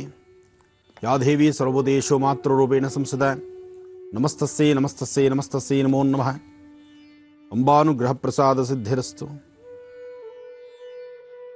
ತುಳಸಿ ಗಿಡದ ಜೊತೆಗೆ ಯಾವೊಂದು ಗಿಡವನ್ನು ಹಾಕೋದ್ರಿಂದ ನಮ್ಮ ಮನೆ ಪರಿಸರಗಳನ್ನು ಯಾರೊಬ್ಬರು ಸಹಿತ ತಂತ್ರ ಮಂತ್ರ ಯಂತ್ರ ದೋಷವನ್ನು ಮಾಡೋಕ್ಕಾಗದಿರ ನಮ್ಮ ಸುತ್ತಮುತ್ತ ನಾವು ಶುದ್ಧಿಯಾಗಿರ್ಬೋದು, ನೆಮ್ಮದಿಯಾಗಿರ್ಬೋದು, ಸಂತೋಷವಾಗಿರ್ಬೋದು.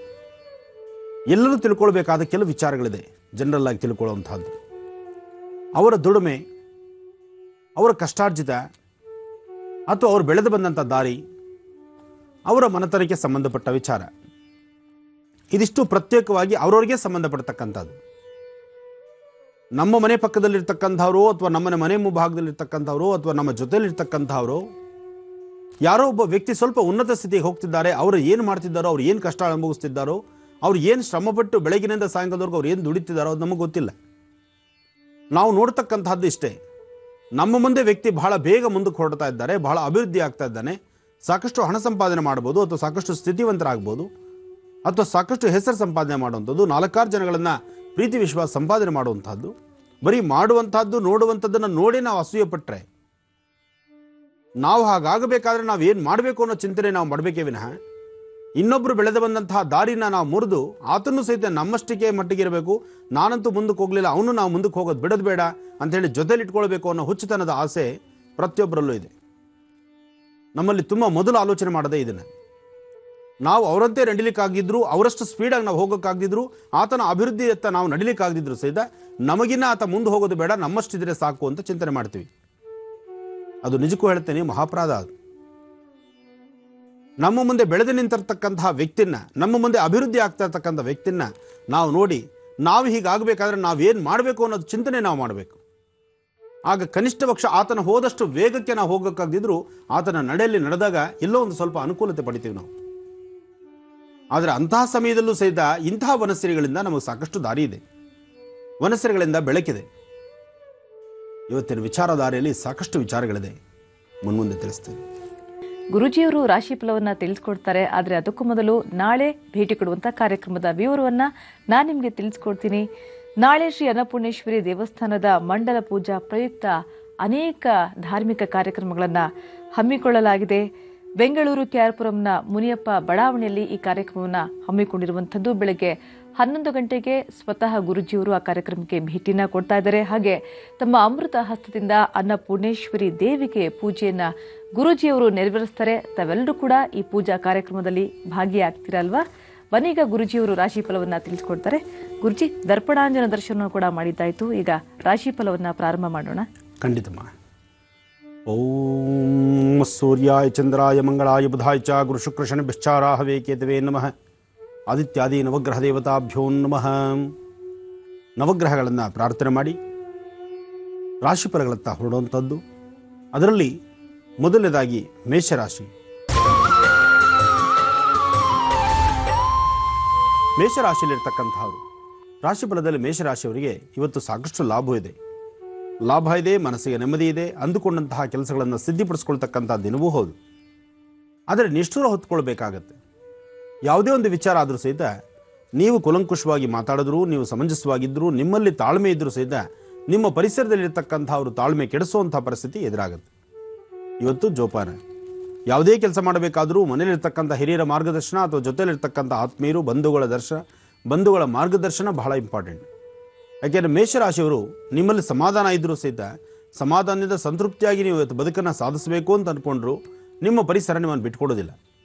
ದುರ್ಗಾ ಗಣಪತಿನ ಪ್ರಾರ್ಥನೆ ಮಾಡಿ ಇಷ್ಟಾರ್ಥ ಸಿದ್ಧಿಸ್ಕೊಳ್ಳೋದಕ್ಕೋಸ್ಕರ ನೀವು ಮಹಾಗಣಪತಿ ಆರಾಧನೆ ಮಾಡಬೇಕು. ಜೊತೆಗೆ ಇಷ್ಟಾರ್ಥ ಸಿದ್ಧಿಗೋಸ್ಕರನೇ ಯಾವುದೇ ಒಂದು ಕೈಂಕರ್ಯದಲ್ಲಿ ಬರ್ತಕ್ಕಂಥ ದೋಷಗಳನ್ನು ದೂರ ಮಾಡ್ಕೋಬೇಕಾದ್ರೂ ನೀವು ಆರಾಧನೆ ಮಾಡ್ತಕ್ಕಂತಹ ಭಗವಂತ ಅಥವಾ ದೇವಿನ ಆರಾಧನೆ ಶ್ರದ್ಧೆಯಿಂದ ಮಾಡಬೇಕು. ಆದರೆ ಮನೆಯಿಂದ ಆಚೆ ಹೊರಡುವಂಥದ್ದು ಈ ಕಾಲ, ಅಂದರೆ ಬೆಳಗ್ಗೆ ನಿಮ್ಮ ಕೆಲಸ ಕಾರ್ಯಗಳಿಗಾಗಿ, ನಿಮ್ಮ ಉದ್ಯೋಗಕ್ಕಾಗಲಿ ಅಥವಾ ಯಾವುದೇ ಒಂದು ಕೆಲಸಕ್ಕಾಗಲಿ ನೀವು ಮನೆಯಿಂದ ಆಚೆ ಹೊರಡಬೇಕಾದಂಥ ಸಂದರ್ಭದಲ್ಲಿ ಫಸ್ಟ್ ನೀವು ಮಾಡಬೇಕಾದ್ದು ನಿಮ್ಮ ಮನೆದೇವರ ಪ್ರಾರ್ಥನೆ.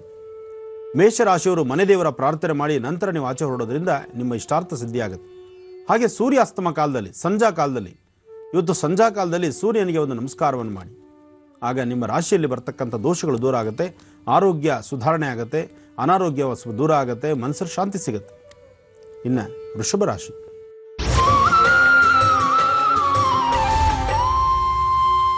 ವೃಷಭ ರಾಶಿಯಲ್ಲಿರ್ತಕ್ಕಂಥವರಿಗೆ ಆರ್ಥಿಕ ಪರಿಸ್ಥಿತಿಯಲ್ಲಿ ಬಹಳಷ್ಟು ಅಭಿವೃದ್ಧಿ ಇದೆ. ನೀವು ಅಂದುಕೊಂಡೇ ಇರೋದಿಲ್ಲ ಅಷ್ಟು ಕೆಲಸವನ್ನು ಸಾಧನೆ ಮಾಡ್ತೀರಿ.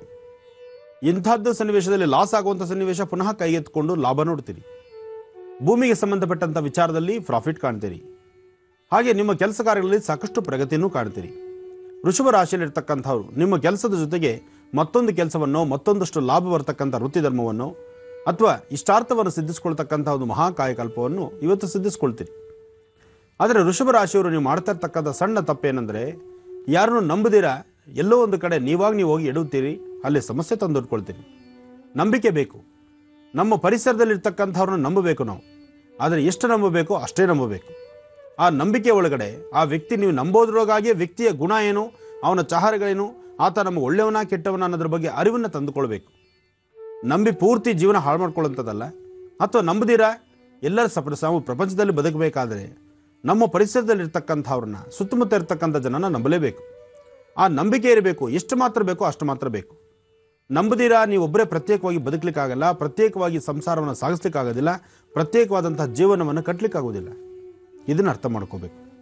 ಹಾಗೆ ವೃಷಭ ರಾಶಿಯಲ್ಲಿ ಸಾಕಷ್ಟು ಲಾಭ ಇದೆ. ಲಾಭದ ಜೊತೆಗೆ ಅರಿವು ಬೇಕಾಗಿದೆ. ನಿಮ್ಮ ಜ್ಞಾನವನ್ನು ಸಮಂಜಸವಾದಂಥ ರೀತಿ ಇಟ್ಕೊಂಡು ಆ ಜ್ಞಾನವನ್ನು ಅಭಿವೃದ್ಧಿಪಡಿಸ್ಕೋಬೇಕಾಗಿದೆ. ಇದನ್ನು ಮಾಡಿ ಇಷ್ಟಾರ್ಥವನ್ನು ಸಿದ್ಧಿಸ್ಕೊಳ್ತೀರಿ. ಇನ್ನು ಮಿಥುನ ರಾಶಿ. ಮಿಥುನ ರಾಶಿಯಲ್ಲಿರ್ತಕ್ಕಂಥವ್ರು, ರಾಶಿ ನಕ್ಷತ್ರಚಾರ ಪ್ರಕಾರ ಮಿಥುನ ರಾಶಿಯಲ್ಲಿ ಸಾಕಷ್ಟು ಲಾಭ ಇದೆ. ಆದರೆ ಇರ್ತಕ್ಕಂತಹ ಲಾಭ ಅನುಕೂಲತೆಗಳನ್ನು ಹೇಗೆ ಪಡಿಬೇಕು ಅನ್ನೋದರ ಅರಿವಿಲ್ಲದಂತ ಆಗ್ತಾ ಇದೆ.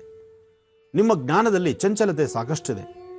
ನೀವು ಯಾವುದೇ ಕೆಲಸ ಆದರೂ ಸಮಾಧಾನ ಇಲ್ಲದಂಥ ರೀತಿಯಲ್ಲಿದ್ದೀರಿ. ಜೊತೆಗೆ ನೀವು ಮಾಡಬೇಕಾದಂತಹ ನಿಮ್ಮ ವೃತ್ತಿ ಧರ್ಮವನ್ನು ಬಿಟ್ಟು ಮತ್ತೊಂದರ ಕಡೆ ಚಿಂತನೆ ಮಾಡ್ತಿದ್ದೀರಿ. ನಿಮ್ಮ ಕೆಲಸ ಕಾರ್ಯದ ಕಡೆ ನಿಮ್ಮ ಗಮನ ಇರಬೇಕೆ ವಿನಃ ಮತ್ತೊಬ್ಬರ ಕಡೆ ಗಮನ ಕೊಟ್ಟು ನಿಮಗಿರ್ತಕ್ಕಂಥ ಒಳ್ಳೆ ಸಮಯನ ಹಾಳು ಮಾಡ್ಕೊಳ್ತಾ ಇದ್ದೀರಿ. ಮಿಥುನ ರಾಶಿಯವರು ಇವತ್ತಿನ ದಿವಸ ಯಾವುದೇ ಮಾಡಬೇಕಾದ್ರೂ ಫಸ್ಟು ನಿಮ್ಮ ಉಳಿವಿಕೆ, ನಿಮ್ಮ ಅಭಿವೃದ್ಧಿ, ನಿಮ್ಮ ಇಷ್ಟಾರ್ಥ ಸಿದ್ಧಿ, ನಿಮ್ಮ ಆರ್ಥಿಕ ಪರಿಸ್ಥಿತಿ ವೃದ್ಧಿ, ಇದರ ಕಡೆ ಚಿಂತನೆ ಮಾಡಿ. ತದನಂತರ ನಿಮಗೆ ಶತ್ರುಗಳು ಅಥವಾ ನಿಮಗೆ ಆಗದಿರತಕ್ಕಂಥವ್ರು ಅಥವಾ ನಿಮಗೆ ಬೇಡ ಅಂತ ಕೆಲಸವೋ ಅಥವಾ ಇನ್ನೊಬ್ಬರ ಬಗ್ಗೆ ಚಿಂತನೆ ಮಾಡೋದು ತದನಂತರ ಮಾಡಿ. ಇವತ್ತು ಮಧ್ಯಾಹ್ನ 12:30 ತನಕ ಸ್ವಲ್ಪ ಮಾನಸಿಕವಾಗಿ ಹಿಂಸೆ, ಏನು ಮಾಡಿದ್ರೂ ಮನಸ್ಸು ಸಮಾಧಾನ ಇರೋದಿಲ್ಲ, ಚಂಚಲತೆ ಇರುತ್ತೆ, ಒಂದಲ್ಲ ಒಂದು ಕಡೆ ವ್ಯತ್ಯಾಸಗಳನ್ನು ಕಾಣ್ತಾ ಇರ್ತೀರಿ. ಆದರೆ ಸ್ವಲ್ಪ ಸಮಯ ಕಾಲ ಕಳೆದರೆ ಸಾಕಷ್ಟು ಲಾಭವನ್ನೇ ಕಾಣ್ತೀರಿ. ದುರ್ಗಾ ಪರಮೇಶ್ವರಿ ಆರಾಧನೆ ಮಾಡೋದ್ರಿಂದ ಸಕಲ ವಿಧವಾದಂತಹ ದುಃಖಗಳು ದೂರ ಆಗುತ್ತೆ. ಶುಕ್ರವಾರ ದುರ್ಗಾ ಪರಮೇಶ್ವರಿ ಆರಾಧನೆ ಬಹಳ ಮುಖ್ಯ. ಇವತ್ತು ಮಿಥುನ ರಾಶಿಯವರು ಸಾಧ್ಯವಾದರೆ ಒಂದಿಷ್ಟು ಸಿಹಿ ಪದಾರ್ಥವನ್ನು ದೇವಿಗೆ ನೈವೇದ್ಯ ಮಾಡಿ ಮಕ್ಕಳಿಗೋ, ದೊಡ್ಡವರಿಗೋ, ಹಿರಿಯರಿಗೋ ಹಂಚಿ. ಹಾಗೆ ದೇವಿಯ ಕ್ಷೇತ್ರಗಳಿಗೆ, ದೇವಿಯ ಆಲಯಗಳಿಗೆ ಹೋಗಿ ಅಲ್ಲಿ ದೇವರನ್ನ ದರ್ಶನ ಮಾಡ್ಕೊಂಡು ಬರೋದ್ರಿಂದಲೂ ಸಾಕಷ್ಟು ಲಾಭವನ್ನೇ ಕಾಣ್ತೀರಿ. ಮಿಥುನ ರಾಶಿಯವರು ಇನ್ನು ಪ್ರಯಾಣ ಹೊರಡಬೇಕಾದಂಥ ಸಮಯ ಮನೇಲಿರ್ತಕ್ಕಂಥ ಹಿರಿಯರನ್ನ ಅವರ ಮಾರ್ಗದರ್ಶನದಂತೆ ನಡೆಯೋದು ಸಾಕಷ್ಟು ಉತ್ತಮ ಅಂತ ಹೇಳ್ಬೋದು. ಇನ್ನು ಕರ್ಕಾಟಕ ರಾಶಿ. ಕರ್ಕಾಟಕ ರಾಶಿಯಲ್ಲಿರ್ತಕ್ಕಂಥವ್ರು ಅಧಿಕವಾದಂತಹ ಬೆನ್ನೋವು, ಮನಸ್ಸಿಗೆ ಸಮಂಜಸವಾಗಿರೋದಿಲ್ಲ, ಮತ್ತು ಆದಷ್ಟು ಹಲ್ಲಾಗಲಿ ದವಡೆ ಆಗಲಿ ನೋವು ಬರ್ತಕ್ಕಂಥದ್ದು, ಮನಸ್ಸಲ್ಲಿರ್ತಕ್ಕಂತಹ ದುಃಖ ದುಮ್ಮಾನವನ್ನು ಮತ್ತೊಬ್ಬರಲ್ಲಿ ಹೇಳ್ಕೊಳ್ಳೋಕ್ಕೂ ಆಗದಿರ, ಯಾರೂ ಒಳ್ಳೆ ಸ್ನೇಹಿತರಿಲ್ಲ, ಬಂಧು ವರ್ಗ ಇಲ್ಲ, ಯಾರ ಬಳಿ ಹೇಳ್ಕೊಳ್ಬೇಕು. ಸಮಸ್ಯೆಗಳು ಬಂದಾಗ ಮತ್ತೊಬ್ಬರ ಬಳಿ ಹೇಳ್ಕೊಂಡು ಮನಸ್ಸನ್ನು ಹಗರಪಡಿಸ್ಕೋಬೇಕು. ಆದರೆ ಬರ್ತಕ್ಕಂಥ ಸಮಸ್ಯೆಗಳನ್ನು ಹೃದಯದಲ್ಲಿ ಇಟ್ಕೊಂಡು ಆ ಹೃದಯವನ್ನು ಭಾರ ಮಾಡ್ಕೊಳ್ತಕ್ಕಂಥದ್ದಲ್ಲ. ಸಮಸ್ಯೆ ಯಾವುದೇ ಆದರೂ ಅದಕ್ಕೊಂದು ಪರಿಹಾರ ಅಂತಿದೆ. ಆ ಪರಿಹಾರವನ್ನು ಕಂಡುಕೊಳ್ಳೋ ನಿಟ್ಟಿನಲ್ಲಿ ನಾವಿರಬೇಕೇ ವಿನಃ ಪರಿಹಾರವನ್ನು ವೃದ್ಧಿಸ್ಕೊಳ್ಬಾರ್ದು. ಅಂದರೆ ಪರಿಹಾರಕ್ಕೆ ಒಂದು ಮುಕ್ತಿ ಬೇಕು. ಅದನ್ನು ಕರ್ಕಾಟಕ ರಾಶಿಯವರು ಮಾಡ್ಕೊಳ್ಬೇಕು.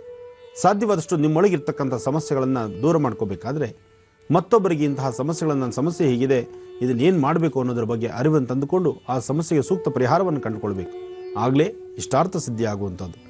ಇದನ್ನು ನೀವು ಮಾಡಬೇಕಾದ್ರೆ ಇವತ್ತಿನ ದಿವಸ ಕರ್ಕಾಟಕ ರಾಶಿಯಲ್ಲಿರ್ತಕ್ಕಂಥವ್ರು ಒಂದು ಅಂಗೈಯಲ್ಲಿ, ನಿಮ್ಮ ಅಂಗೈಯಲ್ಲಿ 1 ಸ್ಪೂನ್ ಮೊಸರು ಅಥವಾ ಮಜ್ಜಿಗೆ ಹಾಕ್ಕೊಂಡು ಆಗ್ನೇಯ ಭಾಗದಲ್ಲಿ ನಿಂತ್ಕೊಂಡು ಇರ್ತಕ್ಕಂಥ ಮನಸ್ಥಿತಿಗೆ ಆಗ್ತಾ ಇರ್ತಕ್ಕಂಥ ನೋವನ್ನು ದೂರ ಆಗಲಿ ಅಂತೇಳಿ ಬೆಳಗ್ಗೆ ಮತ್ತು ಸಾಯಂಕಾಲ 2 ಹೊತ್ತು ಸಹಿತ ಮೊಸರು ಅಥವಾ ಮಜ್ಜಿಗೆ ಇದನ್ನು ಅಂಗೈಯಲ್ಲಿ ಹಾಕ್ಕೊಂಡು ಆಗ್ನೇಯಾಭಿಮುಖವಾಗಿ ನಿಂತ್ಕೊಂಡು ನಿಮ್ಮ ಮನೆ ದೇವರನ್ನ ಪ್ರಾರ್ಥನೆ ಮಾಡಿ ದೃಷ್ಟಿ ತೆಗೆದು ಅದನ್ನು ಹಸಿರು ಗಿಡದ ಮೇಲೆ ಹಾಕೋದ್ರಿಂದ ಮನಸ್ಸಲ್ಲಿ ಆಗ್ತಕ್ಕಂತಹ ಕಳಮಳ, ಸಮಸ್ಯೆ, ತೊಂದರೆ ಇವೆಲ್ಲವೂ ಸಹಿತ ದೂರ ಆಗುತ್ತೆ. ಆಗ ಮನಸ್ಥಿತಿನೂ ಶಾಂತಿ ಸಿಗುತ್ತೆ, ನೆಮ್ಮದಿ ನೋಡ್ಬೋದು. ಇನ್ನು ಸಿಂಹರಾಶಿ.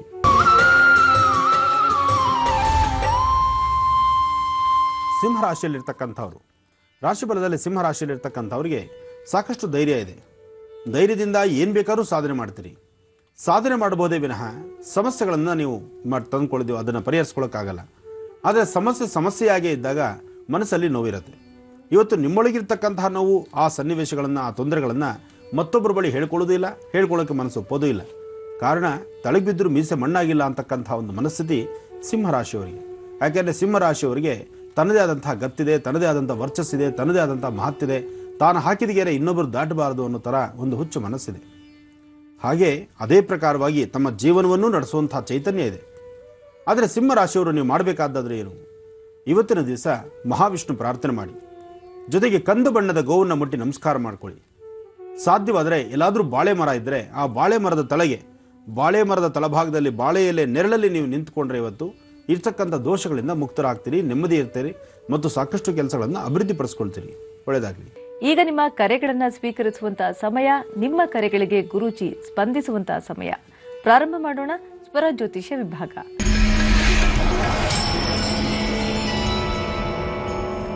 ಇವತ್ತಿನ ಕಾರ್ಯಕ್ರಮದ ಮೊದಲ ಕರೆಯನ್ನ ಯಾರು ಮಾಡಿದ್ದಾರೆ ಅಂತ ತಿಳಿದುಕೊಳ್ಳೋಣ. ಹಲೋ. ಹಲೋ, ನಮಸ್ತೆ. ನಮಸ್ತೆ ಮೇಡಮ್. ನಮಸ್ತೆ, ತಮ್ಮ ಹೆಸರು? ನನ್ನ ಹೆಸರು ಭುವನೇಶ್ವರಿ ಮೇಡಮ್. ನನ್ನ ಮಗ 5 ತಿಂಗಳಿಂದ ಮನೆ ಬಿಟ್ಟು ಹೋಗಿದ್ದಾನೆ. ಎಲ್ಲಿದ್ದಾನಂತ ಗೊತ್ತಾಗ್ತಾ ಇಲ್ಲ. ಅದರಿಂದ ನಾವ್ ಎಲ್ಲೆಲ್ಲೋ ಹುಡುಕಿದ್ರು ಎಲ್ಲೂ ಸಿಕ್ಕಿಲ್ಲ. ಮತ್ತೆ ಫೋನ್ ಕರೆ ಮಾಡ್ಲಿಲ್ಲ ಅವನು. ಸರಿಮಾ, ಗುರುಜಿ ಇದ್ದಾರೆ, ನಿಮ್ಮ ಸಮಸ್ಯೆಯನ್ನ ಹೇಳ್ಕೊಳ್ಳಿ. ಆಯ್ತು ಮೇಡಮ್. ಹಲೋ. ಹಲೋ, ನಮಸ್ತೆ ಗುರುಜಿ. ನಮಸ್ತೆ ತಾಯಿ, ಹೇಳಮ್ಮ. ನನ್ ಮಗ ಸ್ವಾಮಿ 5 ತಿಂಗಳಿಂದ ಮನೆ ಬಿಟ್ಟು ಹೋದವನು. ಡಿಪ್ಲೊಮಾ ಸೈನ್ಸ್ ಮಾಡಿದ್ದಾನೆ. ಫೋನ್ ಕರೆ ಮಾಡಿಲ್ಲ. ಮತ್ತೆ ಅವ್ನು ಬಂದು ಇಲ್ಲ ಸ್ವಾಮಿ, ಎಲ್ಲಿದ್ದಾನಂತ ಗೊತ್ತೂ ಇಲ್ಲ. ಹುಡುಕಿ ಎಲ್ಲ ಆಯ್ತು. ಅದರಿಂದಾನೇ ನಿಮ್ ಹತ್ರ ಮಾತಾಡ್ಬೇಕಂತ ಟ್ರೈ ಮಾಡ್ತಾ ಇದೀನಿ ಸ್ವಾಮಿ. ಏನಾದ್ರು ಒಂದು ಪರಿಹಾರ ತಿಳಿಸಿ. ಖಂಡಿತ ತಾಯಿ. ಏನ್ ವಿದ್ಯಾಭ್ಯಾಸ ಮಾಡಿದಾರಮ್ಮ? ಅವ್ನು ಡಿಪ್ಲೊಮಾ ಸೈನ್ಸ್ ಮಾಡಿದ್ದಾನೆ ಸ್ವಾಮಿ. 2 ಸಬ್ಜೆಕ್ಟ್ ಅಲ್ಲಿ ಫೇಲ್ ಆಗಿದೆ. ಅದರಿಂದ ಅವನಿಗೆ ಮನಸ್ಸು ಬೇಜಾರಾಗಿ ಎಲ್ಲಿ ಹೋಗಿದ್ದಾನೆ ಅಂತ ಗೊತ್ತಿಲ್ಲ. ಮನೆ ಬಿಟ್ಟು ಮಮ್ಮಿ ಹೋಗ್ ಬರ್ತೀನಿ ಅಂತ ಹೋದವನು ಮತ್ತೆ ಕಾಣೆ. ಹುಡುಕಿದೆಲ್ಲ ಆಯ್ತು ಸ್ವಾಮಿ, ಎಲ್ಲೆಲ್ಲ ಹುಡುಕಿದ್ವಿ. ಅದರಿಂದ ಇವಾಗ ಏನ್ ಮಾಡೋದಂತಾನೆ ಗೊತ್ತಾಗ್ತಲ್ಲ. ಇರೋ ಅವ್ನು ಒಬ್ನೇ ಮಾಡ ಸ್ವಾಮಿ. ನನ್ಗೆ ಆತನ ಜನ್ಮ ನಕ್ಷತ್ರ ಗೊತ್ತಮ್ಮ? ಅದೇ 15/7/90 ಕೊಟ್ಟಿರೋದು ಸ್ವಾಮಿ. ಅವನು 9/22 ಭಾನುವಾರ. ನೋಡಮ್ಮ, ನೀವು ಅಷ್ಟೆಲ್ಲ ಹೇಳಿದ್ರು ಇಲ್ಲಿ ನಾವು ಯಾವುದೇ ತರ ಸಿಸ್ಟಮ್ಸ್ ಇಟ್ಕೊಂಡಿಲ್ಲ. ನೀವು ಡೇಟ್ ಆಫ್ ಬರ್ತ್ ನೋಡಿದ ತಕ್ಷಣ ನೀವು ಡೇಟ್ ಆಫ್ ಬರ್ತ್ ಹೇಳಿದ್ರೆ ನಾನು ನಕ್ಷತ್ರ ತಿಳಿಸ್ಲಿಕ್ಕೆ ಆಗುದಿಲ್ಲ. ಆತನ ನಿಖರವಾದಂತಹ ಮಾಹಿತಿಗಳು ಬೇಕು. ಒಂದು ಜನ್ಮ ನಕ್ಷತ್ರ ಕರೆಕ್ಟ್ ಆಗಿರ್ಬೇಕು, ಜೊತೆಗೆ ಆತ ಹೊರಟಂತ ಸಮಯ ಕರೆಕ್ಟ್ ಆಗಿರ್ಬೇಕು. ಸಮಯ 6 ಗಂಟೆಗೆ ಸ್ವಾಮಿ. 27/10/14 10ನೇ ತಿಂಗಳಲ್ಲಿ ಹೋಗಿದ್ದವನು 6 ಗಂಟೆಗೆ ಸಂಜೆ. ಆಗ್ಲಿ ತಾಯಿ. ಆತನ ಜನ್ಮ ನಕ್ಷತ್ರ ಗೊತ್ತಿಲ್ವಾ? ಜನ್ಮ ನಕ್ಷತ್ರ ರೇವತಿ ನಕ್ಷತ್ರ, ಮೇಷ ರಾಶಿ ಬರುತ್ತೆ ಸ್ವಾಮಿ. ಒಂದು ರೇವತಿ ನಕ್ಷತ್ರ, ಮೇಷ ರಾಶಿ. ಏನಮ್ಮ ಅದು ಅರ್ಥಾರ್ಥ ಸಂಬಂಧವಿಲ್ಲದಂತ ರೀತಿಯಲ್ಲಿ ಹೇಳ್ತಾ ಇದ್ದೀರಿ. ರೇವತಿ ನಕ್ಷತ್ರ ಬಂದು ತಿರುಗಿ ಮೇಷರಾಶಿ ಬರುತ್ತಮ್ಮ? ರೇವತಿನೇ ಸ್ವಾಮಿ. ನಾವು ಕುಂಡ್ಲಿಯನ್ನು ಹಾಕಿದೀವಲ್ಲ, ಅದ್ರೆಲ್ಲ ರೇವತಿನೇ ಬರ್ತಾ ಇರೋದು. ರೇವತಿ ಕರೆಕ್ಟ್ ಇಲ್ಲ, ರೇವತಿ ಒಪ್ಕೊಳ್ಳುವಂತ ಮಾತೆ. ಆದ್ರೆ ಮೇಷರಾಶಿ ಹೇಗೆ ಬರುತ್ತೆ? ಹೌದು ಸ್ವಾಮಿ. ಅದು ಅಷ್ಟು ಗೊತ್ತಿಲ್ಲ ಸ್ವಾಮಿ. ಹಂಗಾದ್ರೆ ನನಗೆ ತಪ್ಪಮ್ಮ. ನೀವು ಬರ್ದಿರೋದು ಬರ್ಸ್ತಾ ಇರೋದು ತಪ್ಪ. ಅಂದ್ರೆ ರೇವತಿ ನಕ್ಷತ್ರ ಇರಬಹುದು, ರೇವತಿ ನಕ್ಷತ್ರ ಮೀನ ರಾಶಿ ಇರಬಹುದು. ಸರಿ ಸ್ವಾಮಿ. ಮೀನರಾಶಿ ಇರುತ್ತೆ ವಿನಃ ಇರಬಹುದು ಅಲ್ಲ, ಇರುತ್ತೆ ರೇವತಿ ನಕ್ಷತ್ರ ಮೀನರಾಶಿ. ಯಾಕಂದ್ರೆ ನಕ್ಷತ್ರಗಳಲ್ಲಿ 27 ನಕ್ಷತ್ರ, 27ರಲ್ಲಿ ಕಡೆ ನಕ್ಷತ್ರವೇ ರೇವತಿ ನಕ್ಷತ್ರ. ರೇವತಿ ನಕ್ಷತ್ರದ 4 ಪಾದಗಳು ಸೇರಿ ಬರೆದ ಮೀನರಾಶಿ ಒಂದೇನೆ, ಅಲ್ಲಿ ಮೇಷರಾಶಿ ಬರಲ್ಲ. ಆಯ್ತಮ್ಮ. ರೇವತಿ ನಕ್ಷತ್ರವಾದ್ರಿಂದ ಆದರೂ ನಕ್ಷತ್ರದ ಮೇಲೆ ತೆಗೆದುಕೊಳ್ಳೋದು ಭಾರಿ ಕಷ್ಟವೇ. ವ್ಯಕ್ತಿ ನೀವು ಹೇಳೋ ಪ್ರಕಾರ, ಈಗಿನ ಮುಹೂರ್ತದ ಪ್ರಕಾರ, ಈಗ ನಿಮ್ಮ ಸ್ವರತರಂಗ ಪ್ರಕಾರ ವ್ಯಕ್ತಿಯ ಪ್ರಾಣಕ್ಕೆ ತೊಂದರೆ ಇಲ್ಲ. ವ್ಯಕ್ತಿ ಇದ್ದಾನೆ, ಅವನು ಒಂದು ಆಲೋಚನೆ ಮಾಡ್ತಿರಬಹುದು, ಯಾವುದೋ ಒಂದು ರೀತಿ ವೃತ್ತಿ ಧರ್ಮದಲ್ಲಿ ಇರಬಹುದು, ಒಂದು ಕೆಲಸದಲ್ಲಿ ಇರಬಹುದು, ತನ್ನಲ್ಲಿ ಏನೋ ಒಂದು ಭಯದ ಸನ್ನಿವೇಶ ಆಗಿ ಆತ ಹಿಂತಿರುಗಿ ಬರ್ಲಿಕ್ಕೆ ಆಗದಿರೇ ಇರಬಹುದು. ಆದ್ರೂ ನಿಮ್ಮ ಸ್ವರತರಂಗ ಪ್ರಕಾರ ಅತಿ ಶೀಘ್ರವಾಗಿ ನಿಮ್ಮ ಮಗ ನಿಮ್ಮ ಮನೆಗೆ ಬಂದು ಸೇರ್ತಾನೆ. ಆಯ್ತು ಸ್ವಾಮಿ, ಅಷ್ಟು ಮಾಡಿದ್ರೆ ಸಾಕು ಸ್ವಾಮಿ. ಖಂಡಿತ ನಿಮ್ಮ ಮನೆಗೆ ಬಂದು ಸೇರ್ತಾನೆ, ಚಿಂತೆ ಮಾಡಬೇಡಿ. ಇದಕ್ಕಾಗಿ ನಿಮ್ಮ ಮನೆದೇವರ ಪ್ರಾರ್ಥನೆ ಮಾಡಿ. ಆಯ್ತು ಸ್ವಾಮಿ. ಮನೆದೇವರ ಪ್ರಾರ್ಥನೆ ಮಾಡಿ. ಸಾಧ್ಯವಾದರೆ 4 ಮಂಗಳವಾರ ಸುಬ್ರಹ್ಮಣ್ಯೇಶ್ವರನ ಪ್ರಾರ್ಥನೆ ಮಾಡಿ. ಆಯ್ತು ಸ್ವಾಮಿ. ಮಾಡಿ, ಒಳ್ಳೇದಾಗ್ಲಿ ತಾಯಿ. ಆದಷ್ಟು ಬೇಗ ನಿಮ್ಮ ಮಗ ನಿಮ್ಮ ಮನೆಗೆ ಸೇರಲಿ. ಮತ್ತಷ್ಟು ಕರೆಗಳು ಸಿದ್ಧವಾಗಿದೆ, ಸ್ವೀಕರಿಸೋಣ. ಹಲೋ. ಹಲೋ, ನಮಸ್ತೆ. ನಮಸ್ತೆ ಮೇಡಮ್. ತಮ್ಮ ಹೆಸರು? ನನ್ನ ಹೆಸರು ಮಂಜುಳಾ ಮೇಡಮ್. ಎಲ್ಲಿಂದ ಕರೆ ಮಾಡಿದ್ದೀರಾ ಮಂಜುಳಾ ಅವರೇ? ನಾವು ಬಿಡದಿಯಿಂದ ಮೇಡಮ್. ಸರಿ, ಯಾರ ಬಗ್ಗೆ ಕೇಳ್ಬೇಕು ಅಂದ್ಕೊಂಡಿದ್ದೀರಾ? ನನ್ನ ಬಗ್ಗೆನೇ ಕೇಳ್ಬೇಕು. ಸರಿಮಾ, ಗುರುಜಿ ಇದ್ರೆ ಮಾತನಾಡಿ, ನಿಮ್ಮ ಸಮಸ್ಯೆಯನ್ನ ಹೇಳ್ಕೊಳ್ಳಿ. ಹಲೋ. ನಮಸ್ತೆ ಗುರುಜಿ. ನಮಸ್ತೆ ಅಮ್ಮ, ಹೇಳಿ ತಾಯಿ. ನಿಮ್ ಜೊತೆ ಮಾತಾಡ್ತಾ ತುಂಬಾ ಖುಷಿ ಆಗ್ತಾ ಇದೆ ಗುರುಜಿ. ಒಳ್ಳೇದಾಗ್ಲಿಮ್ಮ, ಹೇಳ್ತಾಯಿ. ಇದು ನಮ್ಮ ಮನೇಲಿ 3 ವರ್ಷ ಆಯ್ತು ಗುರುಜಿ, ಮನೆ ಕಟ್ಟಿ. ಸಾಲ ಅಂದ್ರೆ ಸಾಲನೇ. ಅದು ನಮ್ಮ ಮನೆಯವ್ರ ಅಣ್ಣ ತಮ್ಮದಿರೆಲ್ಲ ಸ್ವಲ್ಪ ಜಮೀನು ಭಾಗ ಆಗ್ತಾ ಇದೆ. ಅದ್ರ ಬಗ್ಗೆ ಸ್ವಲ್ಪ ಇದೇ ಮಾಡ್ತಾ ಇಲ್ಲ ಅವರೆಲ್ಲ. ಒಂದ್ಸರಿ ಇದ್ ಬೇಕು ಅಂತಾರೆ, ಒಂದ್ಸರಿ ಅದು ಬೇಕು ಅಂತಾರೆ. ಹಿಂಗೆ ಸಮಸ್ಯೆ ಮೇಲೆ ಸಮಸ್ಯೆನೆ ಜಾಸ್ತಿ ಗುರುಜಿ. ನಿಮಗೆ ಅಟ್ಲೀಸ್ಟ್ ಕೊಡ್ತಕ್ಕಂತ ಒಂದು ನಿಮ್ಮ ಭಾಗ ಬರ್ತಕ್ಕಂಥದ್ದು ಬಂದ್ರೆ ಸ್ವಲ್ಪ ಈ ಬಾಧೆಗಳಿಂದ, ಈ ಸಮಸ್ಯೆಗಳಿಂದ ಬಗೆಹರಿಸ್ಕೊಳ್ಬಹುದು. ಆದ್ರೆ ಕೊಡೋದೇ ಇಲ್ಲ. ಒಂದ್ಸರಿ ಇದ್ ಬೇಕು ಅಂತಾರೆ, ಒಂದ್ಸರಿ ಅದು ಬೇಕು ಅಂತಾರೆ. ಹೆಣ್ಮಕ್ಳುಗಳು ಹಂಗೆ ಸ್ವಲ್ಪ ಇದ್ ಮಾಡಿದ್ರು ಗುರುಜಿ. ಇವಾಗ ಪರವಾಗಿಲ್ಲ, ಹೆಣ್ಮಕ್ಳು ಅವ್ರದ್ದು ಭಾಗ ತಗೊಂಡು ಅವ್ರು ಸುಮ್ನೆ ಆದ್ರು. ಆದ್ರೆ ನಮ್ಮ ಮನೆಯವ್ರ ಅಣ್ಣ ತಮ್ಮದಿರು ಇಬ್ರು ಒಂದೊಂದ್ಸರಿ ಒಂದೊಂದ್ ತರ ಮಾತಾಡ್ತಾರೆ ಗುರುಜಿ. ಹೊಟ್ಟೆ ತುಂಬಿದವ್ರು ಆಡೋ ಮಾತಮ್ಮ ಅದು. ಯಾಕೆಂದ್ರೆ ತಳಗ್ ಬಿದ್ದು ನೋವಲ್ಲಿ ಇರ್ತಿರಲ್ಲ, ಈಗ ನೀವು ಯಾವ್ದಕ್ಕಾದ್ರೂ ಬಗ್ಲಿಕ್ಕೆ ರೆಡಿ, ಯಾವ್ದಾದ್ರು ಸರಿ ನಾವು ಹೇಳಿದ ಎಲ್ಲಾ ಮಾತಿಗೂ ಒಪ್ಕೊಳ್ತಾರೆ ಅನ್ನೋ ಒಂದು ಮನಸ್ಥಿತಿ ಅವ್ರು ತಂದಿಟ್ಕೊಂಡ್ಬಿಟ್ಟಿರ್ತಾರೆ. ಯಾಕೆಂದ್ರೆ ನೊಂದಿರ್ತಕ್ಕಂಥವ್ರು ಇಂಥ ಸಮಯದಲ್ಲಿ ಕೈ ಹಿಡಿದು ಎತ್ತುಬಿಟ್ರೆ ಸಾಮಾನ್ಯ ಕಷ್ಟ ಅನ್ನೋದು ಎಲ್ಲ ಪ್ರತಿ ಕ್ಷಣಕ್ಕೂ ಬರ್ತಕ್ಕಂಥದ್ದಲ್ಲ, ಅಥವಾ ಯಾವಲ್ಲೂ ಬರೋದಲ್ಲ. ಆಗ ಬಂದಂತ ಕಷ್ಟನ ಬಂದಂತ ಕಾಲದಲ್ಲಿ ನಾವು ಹೆದರ್ಸಿ ನಿಂತ್ಕೊಂಡ್ಬಿಡ್ಬೇಕು. ಆದ್ರೆ ಈ ಸಮಯದಲ್ಲಿ ನಿಮ್ಗೆ ಸ್ವಲ್ಪ ಸಹಾಯ ಬೇಕು. ನಿಮ್ಮ ಪರಿಸರದಲ್ಲಿ ಇರ್ತಕ್ಕಂಥವ್ರು, ನಿಮ್ಮ ಭಾವಂದ್ರು ಸ್ವಲ್ಪ ಸಹಾಯ ಮಾಡಿದ್ರೆ ಖಂಡಿತ ಅನುಕೂಲ ಆಗತ್ತೆ. ಜಮೀನ್ ಮಾರಕ್ ನಾವು ಹೊರಟಿದೀವಿ, ಆದ್ರೆ ನಮ್ಗೆ ಅದ್ ಬೇಕು ಇದ್ ಬೇಕು ಅಂತ ಹಿಂಗೆ ಕೊಯ್ರಿ ಮಾಡ್ತಿದಾರೆ ಗುರುಜಿ. ಯಾವ್ದಕ್ಕೂ ಮುಂದೆ ಬಡಕ್ ಬಿಡ್ತಿಲ್ಲ. ನಿಮ್ಮ ಮನೆಯವ್ರು ಇದಾರಮ್ಮ? ಮಾತಾಡ್ತೀರಾ ಗುರುಜಿ? ಕೊಡಮ್ಮ, ಕೊಡ್ತಾಯಿ. ಒಂದ್ ನಿಮಿಷ. ನಮಸ್ಕಾರ ಗುರುಜಿ. ನಮಸ್ಕಾರಪ್ಪ, ಚೆನ್ನಾಗಿದ್ದೀರಾ? ಚೆನ್ನಾಗಿದ್ದೀನಿ ಸ್ವಾಮಿ, ನೀವು ಚೆನ್ನಾಗಿದ್ದೀರಾ? ಚೆನ್ನಾಗಿದ್ದೀನಪ್ಪ, ಹೇಳಿ. ಹೇಳಿ. ಹಲೋ. ಹಲೋ. ಅದೇ ಜಮೀನ್ ಸ್ವಾಮೀಜಿ. ಹಾ, ನಿಮ್ಮ ಪೂರ್ತಿ ಹೆಸರು ಹೇಳಿ. ನಾಗರಾಜ್ BS ಅಂತ ಸ್ವಾಮೀಜಿ. ನಿಮ್ಮ ಮನೆ ದೇವರ ಹೆಸರು ಹೇಳಿ. ಮಹದೇಶ್ವರ. ಮಹದೇಶ್ವರ. ನೋಡಿದ್ರೆ ನಿಮ್ಮ ಹೆಸರಲ್ಲಿ ನಿಮ್ಮ ಸ್ವರತರಂಗದಲ್ಲಿ ಪ್ರಸ್ತುತ ದಿನಗಳಲ್ಲಿ ಅಂತಹ ಲಾಭ ಇದಿರತಕ್ಕಂಥ ದಿನ ಅಲ್ಲ. ಅಂದ್ರೆ ಏನೇ ಕೆಲಸ ಮಾಡೋದಕ್ಕೂ ಎಡವಟ್ಟು ಆಗ್ತಾನೆ ಇದೆ. ಜೊತೆಗೆ ಮನೆ ಪರಿಸರದಲ್ಲೂ ನಿಷ್ಠುರ ಮತ್ತು ಹೊರಗಡೆ ಆತ್ಮೀಯದಲ್ಲೂ ನಿಷ್ಠುರ ಪಡ್ತಾ ಇದ್ದೀರಿ. ಈಗ ಯಾರನ್ನೂ ನಂಬಲಿಕ್ಕೆ ಆಗ್ತಾ ಇಲ್ಲ ನಿಮ್ಮ ಪರಿಸ್ಥಿತಿ. ಬೆಳಿಗ್ಗೆ ಮನೆಯಿಂದ ಆಚೆ ಹೊರಡಬೇಕಾದ್ರೆ ದೊಡ್ಡ ಪ್ರಯಾಸ ಆಗುತ್ತೆ. ಇಂತಹ ಪರಿಸ್ಥಿತಿ ಆಗ್ತಾ ಇದೆ. ಇದು ಇನ್ನೂ ಒಂದು 4 ತಿಂಗಳು ನಿಮ್ಮ ಗ್ರಹಗತಿಗಳಲ್ಲಿ ಹೀಗೆ ಇದೆ. ನಿಮ್ಮ ಸ್ವರತರಂಗ ಪ್ರಕಾರ ಇನ್ನು ಮುಂದಿನ 4 ತಿಂಗಳು ಈ ಸಮಸ್ಯೆ ಹೀಗೆ ಇರೋದ್ರಿಂದ ಇಲ್ಲಿ ಬಗೆಹರಿಸ್ಕೊಳ್ಬೇಕಾದ್ರೆ, ಪರಿಹಾರ ಆಗ್ಬೇಕಾದ್ರೆ ಒಂದೇ, ಅದು ನಿಮ್ಮ ಮನೆದೇವರಿಂದ ಮಾತ್ರವೇ ಸಾಧ್ಯ. ಮನೆದೇವರನ್ನ ಶ್ರದ್ಧೆಯಿಂದ ಪ್ರಾರ್ಥನೆ ಮಾಡಿ. ಜೊತೆಗೆ ಸಾಧ್ಯವಾದಷ್ಟು ಇದನ್ನ ಯಾರಾದ್ರೂ ಹಿರಿಯರನ್ನ ಕೂಡಿಸ್ಕೊಂಡು ಒಂದು ಸಮಂಜಸವಾದಂತ ಒಳ್ಳೆ ತೀರ್ಮಾನಕ್ಕೆ ಬನ್ನಿ. ಇದನ್ನ ಬೆಳೆಸ್ಕೊಂಡೋದಷ್ಟು ಸಾಲದ ಹೊರೆ ಜಾಸ್ತಿ ಆಗತ್ತೆ. ಅದರಿಂದ ಬೇರೆ ತರ ಸಮಸ್ಯೆಗಳು ಎದುರಾಗತ್ತೆ. ಈಗ ನೀವು ಬೇರೆ ಯಾವ ಕೆಲಸನೂ ಮಾಡಕ್ಕಾಗ್ದಿರಾ, ಇರೋದನ್ನ ಬಗೆಹರಿಸ್ಕೊಳ್ಳೋಕ್ಕೂ ಆಗದಂತ ಪರಿಸ್ಥಿತಿಯಲ್ಲಿ ಇದ್ದೀರಿ ನೀವು. ಜೊತೆಗೆ ಈ ಮಧ್ಯದಲ್ಲಿ ಆರೋಗ್ಯದಲ್ಲೂ ಬಹಳ ವ್ಯತ್ಯಾಸ ಆಗುತ್ತೆ, ಅದನ್ನೂ ಗಮನಕ್ಕೆ ತಂದ್ಕೊಳ್ತಾ ಇಲ್ಲ ನೀವು. ಅದರಿಂದ ಒಂದೋ ಸಮಸ್ಯೆ, ಬೇರೆ ತರ ಸಮಸ್ಯೆ ನೋಡೋದಕ್ಕಿನ್ನ ಆದಷ್ಟು ಬೇಗ ಬಗೆಹರಿಸ್ಕೊಳ್ತಕ್ಕಂಥದ್ದು ಬಹಳ ಉತ್ತಮ. ಇದು ಬಗೆಹರಿಲಿಕ್ಕೋಸ್ಕರ ಒಂದು 4 ಮಂಗಳವಾರ ಲಕ್ಷ್ಮೀ ನರಸಿಂಹಸ್ವಾಮಿ ದೇವಸ್ಥಾನಕ್ಕೆ ಜೇನುತುಪ್ಪ ಕೊಟ್ಟು ಪ್ರಾರ್ಥನೆ ಮಾಡಿ. 4 ಮಂಗಳವಾರ ಜೇನುತುಪ್ಪನ ಲಕ್ಷ್ಮೀ ನರಸಿಂಹಸ್ವಾಮಿ ಕೊಟ್ಟು ಪ್ರಾರ್ಥನೆ ಮಾಡೋದ್ರಿಂದ ನಿಮ್ಮ ಈ ಸಮಸ್ಯೆಗಳು, ನಿಮ್ಮ ಅಣ್ಣ ತಮ್ಮಂದಿರಲ್ಲಿರ್ತಕ್ಕಂತಹ ಬಾಂಧವ್ಯದಲ್ಲಿ ಬರ್ತಕ್ಕಂಥ ನಿಮ್ಮ ಅಣ್ಣ ತಮ್ಮಂದಿರಲ್ಲೂ ಸಮಸ್ಯೆ ಇಲ್ಲ. ಇದು ಮತ್ತೊಬ್ರು ಹುಳಿ ಹಿಂಡ್ತಾ ಇದ್ದಾರೆ ಇಲ್ಲಿ.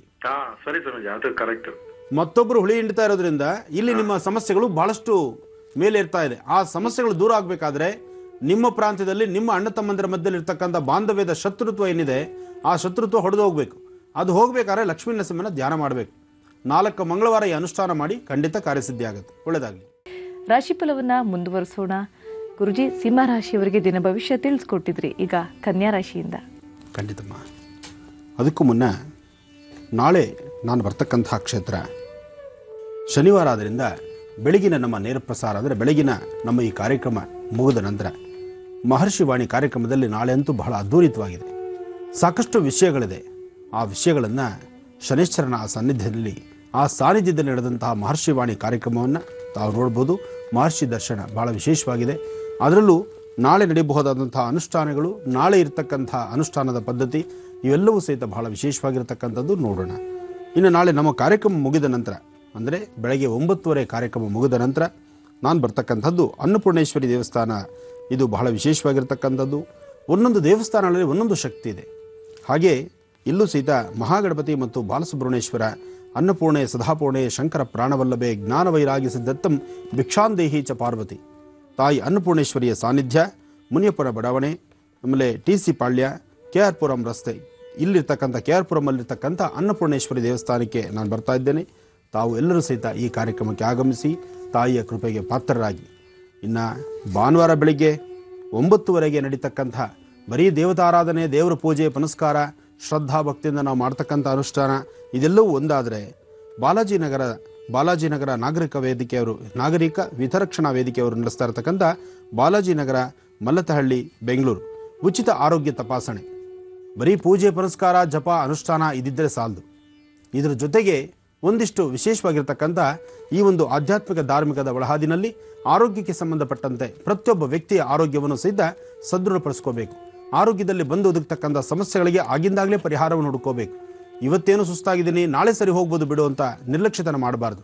ಆರೋಗ್ಯದಲ್ಲಿ ಆಗ್ತಕ್ಕಂಥ ವ್ಯತ್ಯಾಸಗಳನ್ನು ಅಥವಾ ಆ ತಪಾಸಣೆಯಲ್ಲಿ ನಾವು ಭಾಗವಹಿಸೋದ್ರಿಂದ ನಮ್ಮೊಳಗೆ ಏನು ಸಮಸ್ಯೆ ಇದೆ, ಈ ದೇಹ 72,000 ನರನಾಡಿಗಳಿಂದ ಕೂಡಿರ್ತಕ್ಕಂಥದ್ದು. ಜೊತೆಗೆ ದೇಹದಲ್ಲಿ ಪ್ರತಿಯೊಂದು ಯಾವುದೇ ಒಂದು ಸಮಸ್ಯೆ ಆದರೂ ಸಹಿತ ನಮ್ಮ ಕೆಲಸದ ಒತ್ತಡದಲ್ಲಿ ನಾವೆಲ್ಲವನ್ನೂ ಸಹಿತ ನಿರ್ಲಕ್ಷ್ಯತನವಾಗಿ ನೋಡ್ತಿರ್ತೀವಿ. ಜಾಸ್ತಿ ಅದು ಸಾಕಷ್ಟು ಮಿತಿಮೀರಿ ರಣವಾಗಿ ಕೂತ್ಕೊಂಡಾಗ ಅದ್ರ ಬಗ್ಗೆ ಚಿಂತನೆ ಮಾಡ್ತೀವಿ. ಆದರೆ ಪ್ರಾರಂಭದಲ್ಲೇ ಅದನ್ನು ಗುರುತುಪಡಿಸಿ ಆ ಸಮಸ್ಯೆಗೆ, ಆ ರೋಗಕ್ಕೊಂದು ಪರಿಹಾರವನ್ನು ಕಂಡುಕೊಂಡರೆ ಖಂಡಿತ ನಮ್ಮ ಜೀವನ ಮತ್ತಷ್ಟು ಸುಖಮಯವಾಗಿರುತ್ತೆ, ಆರೋಗ್ಯ ವೃದ್ಧಿ ಆಗಿರುತ್ತೆ.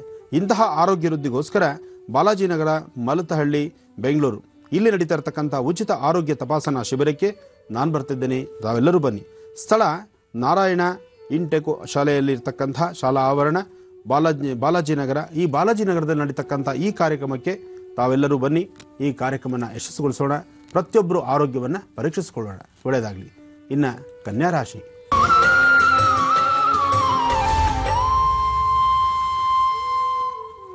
ಕನ್ಯಾ ರಾಶಿಯಲ್ಲಿರ್ತಕ್ಕಂಥವ್ರು ರಾಶಿ ನಕ್ಷತ್ರಚಾರ ಪ್ರಕಾರ ಚಂದ್ರ ಮತ್ತು ಬುಧ ಇರತಕ್ಕಂಥ ಆಸ್ಥಾನ, ಗುರು ಮತ್ತು ಶುಕ್ರ ಇರತಕ್ಕಂಥ ಆಸ್ಥಾನ ಮಹತ್ತರವಾಗಿದೆ. ಗುರು ಶುಕ್ರರು ಇದ್ದಂತಹ ಆಸ್ಥಾನ ಚೆನ್ನಾಗಿದ್ದಾಗ ಇಷ್ಟಾರ್ಥಗಳನ್ನು ಸಿದ್ಧಿಸ್ಕೊಳ್ಬೋದು. ಭಗವತಿಯ ಸಂಪೂರ್ಣ ಅನುಗ್ರಹವನ್ನು ಪಡಿಬೋದು. ಜೊತೆಗೆ ನೀವು ಮಾಡಬೇಕಾಗಿರ್ತಕ್ಕಂಥ ನಿಮ್ಮ ಕೆಲಸಗಳನ್ನು ಅಭಿವೃದ್ಧಿಯತ್ತ ನೀವು ತೆಗೆದುಕೊಳ್ಳಬೇಕಾದ್ರೆ ನೀವು ಮಾಡ್ತಾ ಇರ್ತಕ್ಕಂಥ ಕೆಲಸದ ಜೊತೆಗೆ ಮತ್ತೊಬ್ಬರ ಮಾರ್ಗದರ್ಶನ ಬಹಳ ಅಗತ್ಯವಿದೆ. ಮತ್ತೊಬ್ಬರ ಮಾರ್ಗದರ್ಶನ ಬೇಕು. ಇನ್ನೊಬ್ಬರ ಮಾರ್ಗದರ್ಶನ ಕ್ರಮಬದ್ಧವಾಗಿದ್ದರೆ ಮಾತ್ರವೇ ಕಾರ್ಯಸಿದ್ಧಿ ಆಗ್ತಕ್ಕಂಥದ್ದು. ಯಾಕೆಂದರೆ ಸಮಸ್ಯೆ ಅಂತಕ್ಕಂಥದ್ದು ಬಂದಾಗ ಅದನ್ನು ಆಗಿಂದಾಗೆ ಬಗೆಹರಿಸ್ಕೊಳ್ಳುವಾಗ ಕೆಲವು ಸತಿ ನಾವು ಅಂದುಕೊಂಡಂತೆ ನಮ್ಮ ತೀರ್ಮಾನಗಳಾಗೋದಿಲ್ಲ. ಆಗ ಮತ್ತೊಬ್ಬರ ಸಹಾಯ ಬೇಕು. ಹಾಗೆ ಕನ್ಯಾ ರಾಶಿಯವರು ಇವತ್ತು ಮತ್ತೊಬ್ಬರ ಸಹಾಯವನ್ನು ತೆಗೆದುಕೊಂಡಿದ್ದಾದರೆ ನಿಮ್ಮಲ್ಲಿ ಆಗ್ತಾ ಇರತಕ್ಕಂಥ ಸಮಸ್ಯೆಗಳಿಗೆ ಸೂಕ್ತ ಪರಿಹಾರವನ್ನು ಕಂಡುಕೊಳ್ಬಹುದು. ಇನ್ನು ತುಲಾರಾಶಿ.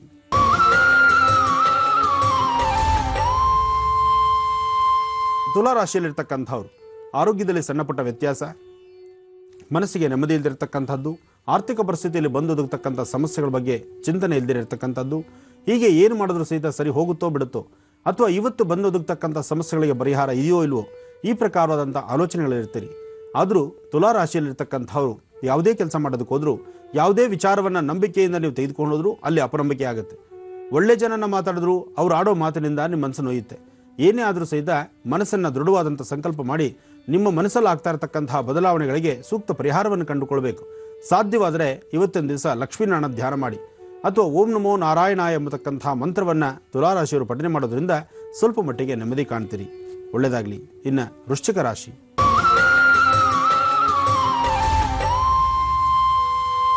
ವೃಶ್ಚಿಕ ರಾಶಿಯಲ್ಲಿರ್ತಕ್ಕಂಥವ್ರು, ರಾಶಿಫಲದಲ್ಲಿ ವೃಶ್ಚಿಕ ರಾಶಿಯವರಿಗೆ ಆರೋಗ್ಯದಲ್ಲಿ ಸಣ್ಣಪುಟ್ಟ ವ್ಯತ್ಯಾಸ, ಮನಸ್ಸಿಗೆ ನೆಮ್ಮದಿಯಲ್ಲಿರ್ತಕ್ಕಂಥದ್ದು, ಚಂಚಲತೆ ಇರತಕ್ಕಂಥದ್ದು, ಭಯದ ವಾತಾವರಣ ಇರತಕ್ಕಂಥದ್ದು, ಯಾವಾಗ ಏನು ಸಮಸ್ಯೆ ಎದುರಾಗುತ್ತೋ, ಯಾವ ಸಮಸ್ಯೆಗೆ ನಾವು ತಲೆ ಕೊಡಬೇಕಾಗುತ್ತೋ, ಅಥವಾ ಪ್ರತಿದಿನಕ್ಕೆ ನಾನು ಇವತ್ತೇನೋ ಆಗುವಂತಹ ವ್ಯತ್ಯಾಸಗಳನ್ನು ಹೇಗೆ ಸರಿಪಡಿಸ್ಕೊಳ್ಬೇಕು, ಅಥವಾ ಯಾರಿಗಾದ್ರೂ ಏನಾದ್ರು ಕಮಿಟ್ಮೆಂಟ್ ಆಗಿರ್ತೀರಿ, ಮಾತು ಕೊಟ್ಟಿರ್ತೀರಿ, ಅಥವಾ ಮಾತಿನಂತೆ ನಡ್ಕೊಳ್ಳೋಕ್ಕಾಗ್ದಿರಾ ಅಲ್ಲೂ ಸಾಕಷ್ಟು ಹಿಂಸೆ ಪಡ್ತೀರಿ. ಒಂದು ಆರ್ಥಿಕ ಸಮಸ್ಯೆ ಇರ್ಬೋದು, ಇನ್ನೊಂದು ವ್ಯವಹಾರಿಕವಾಗಿ ತೊಂದರೆ ಆಗಿರ್ಬೋದು, ಉದ್ಯೋಗದಲ್ಲಿ ಹಲವಾರು ತೊಂದರೆಗಳನ್ನು ಎದುರಿಸ್ತಾ ಇರ್ಬೋದು, ನಿಮ್ಮ ಮೇಲಧಿಕಾರಿಗಳಿಂದ ಸಣ್ಣ ಪುಟ್ಟ ಮಾತನ್ನು ಕೇಳಿ ಇಲ್ಲದ ಕಿರಿಕಿರಿ ಅನುಭವಿಸುವಂಥ ಪರಿಸ್ಥಿತಿ ಆಗ್ಬೋದು, ನಂಬಿಕೆಗೆ ಎಲ್ಲೋ ಒಂದು ಕಡೆ ದ್ರೋಹ ಆಗ್ತಾ ಇದೆಯೋ ಅನ್ನೋಂತಹ ಮನಸ್ಥಿತಿಯನ್ನು ಸಹಿತ ಇವತ್ತಿನ ತಂದುಕೊಳ್ತೀರಿ. ವೃಶ್ಚಿಕ ರಾಶಿಯವರ ಸಮಯ ಅಷ್ಟು ಸರಿಸಮಾನವಾದಲ್ಲ. ಎಚ್ಚರಿಕೆ ಇರಲಿ. ಮಾಡ್ತಾ ಇರತಕ್ಕಂತಹ ಕೆಲಸದ ಜೊತೆಗೆ ಅನುಷ್ಠಾನವನ್ನು ಕೈ ಬಿಡಬೇಡಿ. ಅನುಷ್ಠಾನದಲ್ಲಿ ಲಕ್ಷ್ಮೀ ನರಸಿಂಹಸ್ವಾಮಿನ ಪ್ರಾರ್ಥನೆ ಮಾಡಿ ಸ್ವಲ್ಪ ಮಟ್ಟಿಗೆ ನೆಮ್ಮದಿ ಕಾಣ್ತೀರಿ. ಇನ್ನು ಧನುರಾಶಿ, ಧನುರಾಶಿಯಲ್ಲಿರ್ತಕ್ಕಂಥವ್ರು, ರಾಶಿ ನಕ್ಷತ್ರಚಾರ ಪ್ರಕಾರ ಧನುರಾಶಿಯಲ್ಲಿರ್ತಕ್ಕಂಥವ್ರಿಗೆ ಸಾಕಷ್ಟು ಲಾಭವೂ ಇದೆ, ಮನಸ್ಥಿತಿಗೆ ನೆಮ್ಮದಿನೂ ಇದೆ. ಇಷ್ಟಾರ್ಥವನ್ನು ಸಿದ್ಧಿಸ್ಕೊಳ್ತಕ್ಕಂಥ ಒಂದು ಒಳ್ಳೆಯ ಶುಭ ದಿನ. ಇವತ್ತು ತಾವು ಏನೇ ಕೆಲಸವನ್ನು ಮಾಡಿದ್ರು, ಯಾವುದರ ಕೆಲಸದ ಬಗ್ಗೆ ನೀವು ಚಿಂತನೆ ಮಾಡಿದ್ರು ಅದನ್ನು ಮತ್ತಷ್ಟು ಅಭಿವೃದ್ಧಿಪಡಿಸ್ಕೊಳ್ಳುವಂಥ ಶುಭ ದಿನ. ಇವತ್ತು ಧನುರಾಶಿಯಲ್ಲಿರ್ತಕ್ಕಂಥವ್ರು ಮಧ್ಯಾಹ್ನ 12 ಗಂಟೆ ನಂತರ ನಿಮ್ಮ ಕೆಲಸಗಳು ಇನ್ನಷ್ಟು ಸ್ಪೀಡ್ ಆಗುತ್ತೆ, ಇನ್ನಷ್ಟು ಅಭಿವೃದ್ಧಿಯುತ್ತ ನಡೆಯುತ್ತೆ. ಇವತ್ತು ತಾವು ಮಾಡ್ತಕ್ಕಂತಹ ಕೆಲಸಗಳನ್ನು ಅಭಿವೃದ್ಧಿಪಡಿಸ್ಕೊಂಡು ಮತ್ತಷ್ಟು ಲಾಭವನ್ನು ಸಿದ್ಧಿಸ್ಕೊಳ್ಬೇಕಾದ್ರೆ ತಾವು ಮಾಡಬೇಕಾಗಿರ್ತಕ್ಕಂಥದ್ದು ಧನ್ವಂತರಿ ಮಹಾವಿಷ್ಣುವನ್ನೇ ಪ್ರಾರ್ಥನೆ ಮಾಡಿ ಇಷ್ಟಾರ್ಥವನ್ನು ಸಿದ್ಧಿಸ್ಕೊಳ್ಳಿ. ಜೊತೆಗೆ ಸಾಧ್ಯವಾದರೆ 4 ಗಂಟೆಯಿಂದ 6 ಗಂಟೆ ಸಂಜೆ ಸೂರ್ಯಾಸ್ತಮ ವೇಳೆ ಈ ಸಮಯದಲ್ಲಿ ನಿಮ್ಮ ಮನೆದೇವರನ್ನ ಪ್ರಾರ್ಥನೆ ಮಾಡಿ ಸಣ್ಣ ಮಕ್ಕಳಿಗೆ 9 ವರ್ಷದ ಒಳಗಿರೋ ಮಕ್ಕಳಿಗೆ ಒಂದಿಷ್ಟು ಚಾಕ್ಲೇಟ್, ಪೆಪರ್ಮೆಂಟ್ ಏನಾದಷ್ಟು ಸಿಹಿ ಕೊಡೋದ್ರಿಂದ ಮುಂದಾಗ್ತಕ್ಕಂಥ ಸಮಸ್ಯೆಗಳು ಸಹಿತ ಒಂದಿಷ್ಟು ಪರಿಹಾರ ಸಿಗುತ್ತೆ. ಇನ್ನು ಮಕರ ರಾಶಿ, ಮಕರ ರಾಶಿಯಲ್ಲಿರ್ತಕ್ಕಂಥವ್ರು, ರಾಶಿಫಲದಲ್ಲಿ ಮಕರ ರಾಶಿಯವರಿಗೆ ಇವತ್ತಿನ ದಿವಸ ಲಾಭ ಕಡಿಮೆ, ಆರ್ಥಿಕ ಪರಿಸ್ಥಿತಿಯಲ್ಲೂ ಹಣದ ಮುಗ್ಗಟ್ಟಿದೆ. ಅಂದುಕೊಂಡಂತಹ ಕೆಲಸ ಪರಿಪೂರ್ತಿ ಆಗುವುದಿಲ್ಲ. ಇನ್ನೇನು ಕೆಲಸ ಆಗೇ ಹೋಯಿತು, ಪರವಾಗಿಲ್ಲಪ್ಪ, ನಾನು ನಿನ್ನೆ ಮೊನ್ನೆ ಅಂದುಕೊಂಡ ಕೆಲಸಗಳನ್ನು ಸಹಿತ ಪೂರ್ತಿ ಮಾಡಿದ್ದೇನೆ, ಇನ್ನು ಸುಧಾರಣೆ ಆಗ್ತಾ ಇದೆ ಅಂತ ನಿಮ್ಮ ಮನಸ್ಸಿಗೆ ಅಂದ್ಕೊಂಡ್ರು ಆ ಕೆಲಸ ಪರಿಪೂರ್ತಿ ಆಗದಂಥ ರೀತಿಯಲ್ಲಿದ್ದೀರಿ. ಇನ್ನು ಕುಂಭರಾಶಿ, ಕುಂಭರಾಶಿಯಲ್ಲಿರ್ತಕ್ಕಂಥವರು ಆರೋಗ್ಯದ ಬಗ್ಗೆ ಬಹಳ ಕಾಳಜಿ ಬೇಕು. ಆರೋಗ್ಯ ಸಮಸ್ಯೆ ಸಾಕಷ್ಟು ಕಂಡು ಬರ್ತದೆ, ಮನಸ್ಸಿಗೆ ನೆಮ್ಮದಿ ಇಲ್ಲದಂಥ ರೀತಿಯಲ್ಲಿದೆ, ಅಧಿಕವಾದಂಥ ರೀತಿಯ ಚಂಚಲತೆ ಇದೆ. ಈ ಚಂಚಲತೆ ಇರೋದ್ರಿಂದ ಯಾವುದನ್ನು ಸಹಿತ ಸರಿಯಾದ ಸಮಯಕ್ಕೆ ಸುಧಾರಣೆ ಮಾಡದಂಥ ರೀತಿಯಲ್ಲಿದೆ. ಏನೇ ಆದರೂ ಮಾಡ್ತಕ್ಕಂತಹ ಕೆಲಸವನ್ನು ಶ್ರದ್ಧೆಯಿಂದ, ಭಕ್ತಿಯಿಂದ, ಕಾಯಕವೇ ಕೈಲಾಸ ಎಂಬಂಥ ರೀತಿಯಲ್ಲಿ ಮಾಡಿದ್ರೆ ಖಂಡಿತ ಕಾರ್ಯಸಿದ್ಧಿ. ಜೊತೆಗೆ ಶನೇಶ್ವರನ ಅನುಗ್ರಹ ಬೇಕು. ಶನೇಶ್ವರ ಮಂತ್ರವನ್ನು ಬಿಡದಿರ ಪಠನೆ ಮಾಡೋದ್ರಿಂದ ಸ್ವಲ್ಪ ಮಟ್ಟಿಗೆ ಸುಧಾರಣೆ ಕಾಣ್ತೀರಿ. ಮೀನರಾಶಿ, ಮೀನರಾಶಿಯಲ್ಲಿರ್ತಕ್ಕಂಥವ್ರು, ರಾಶಿ ನಕ್ಷತ್ರಚಾರ ಪ್ರಕಾರ ಚಂದ್ರ ಮತ್ತು ಗುರು ಇರ್ತಕ್ಕಂಥ ಆಸ್ಥಾನ ಚೆನ್ನಾಗಿದೆ.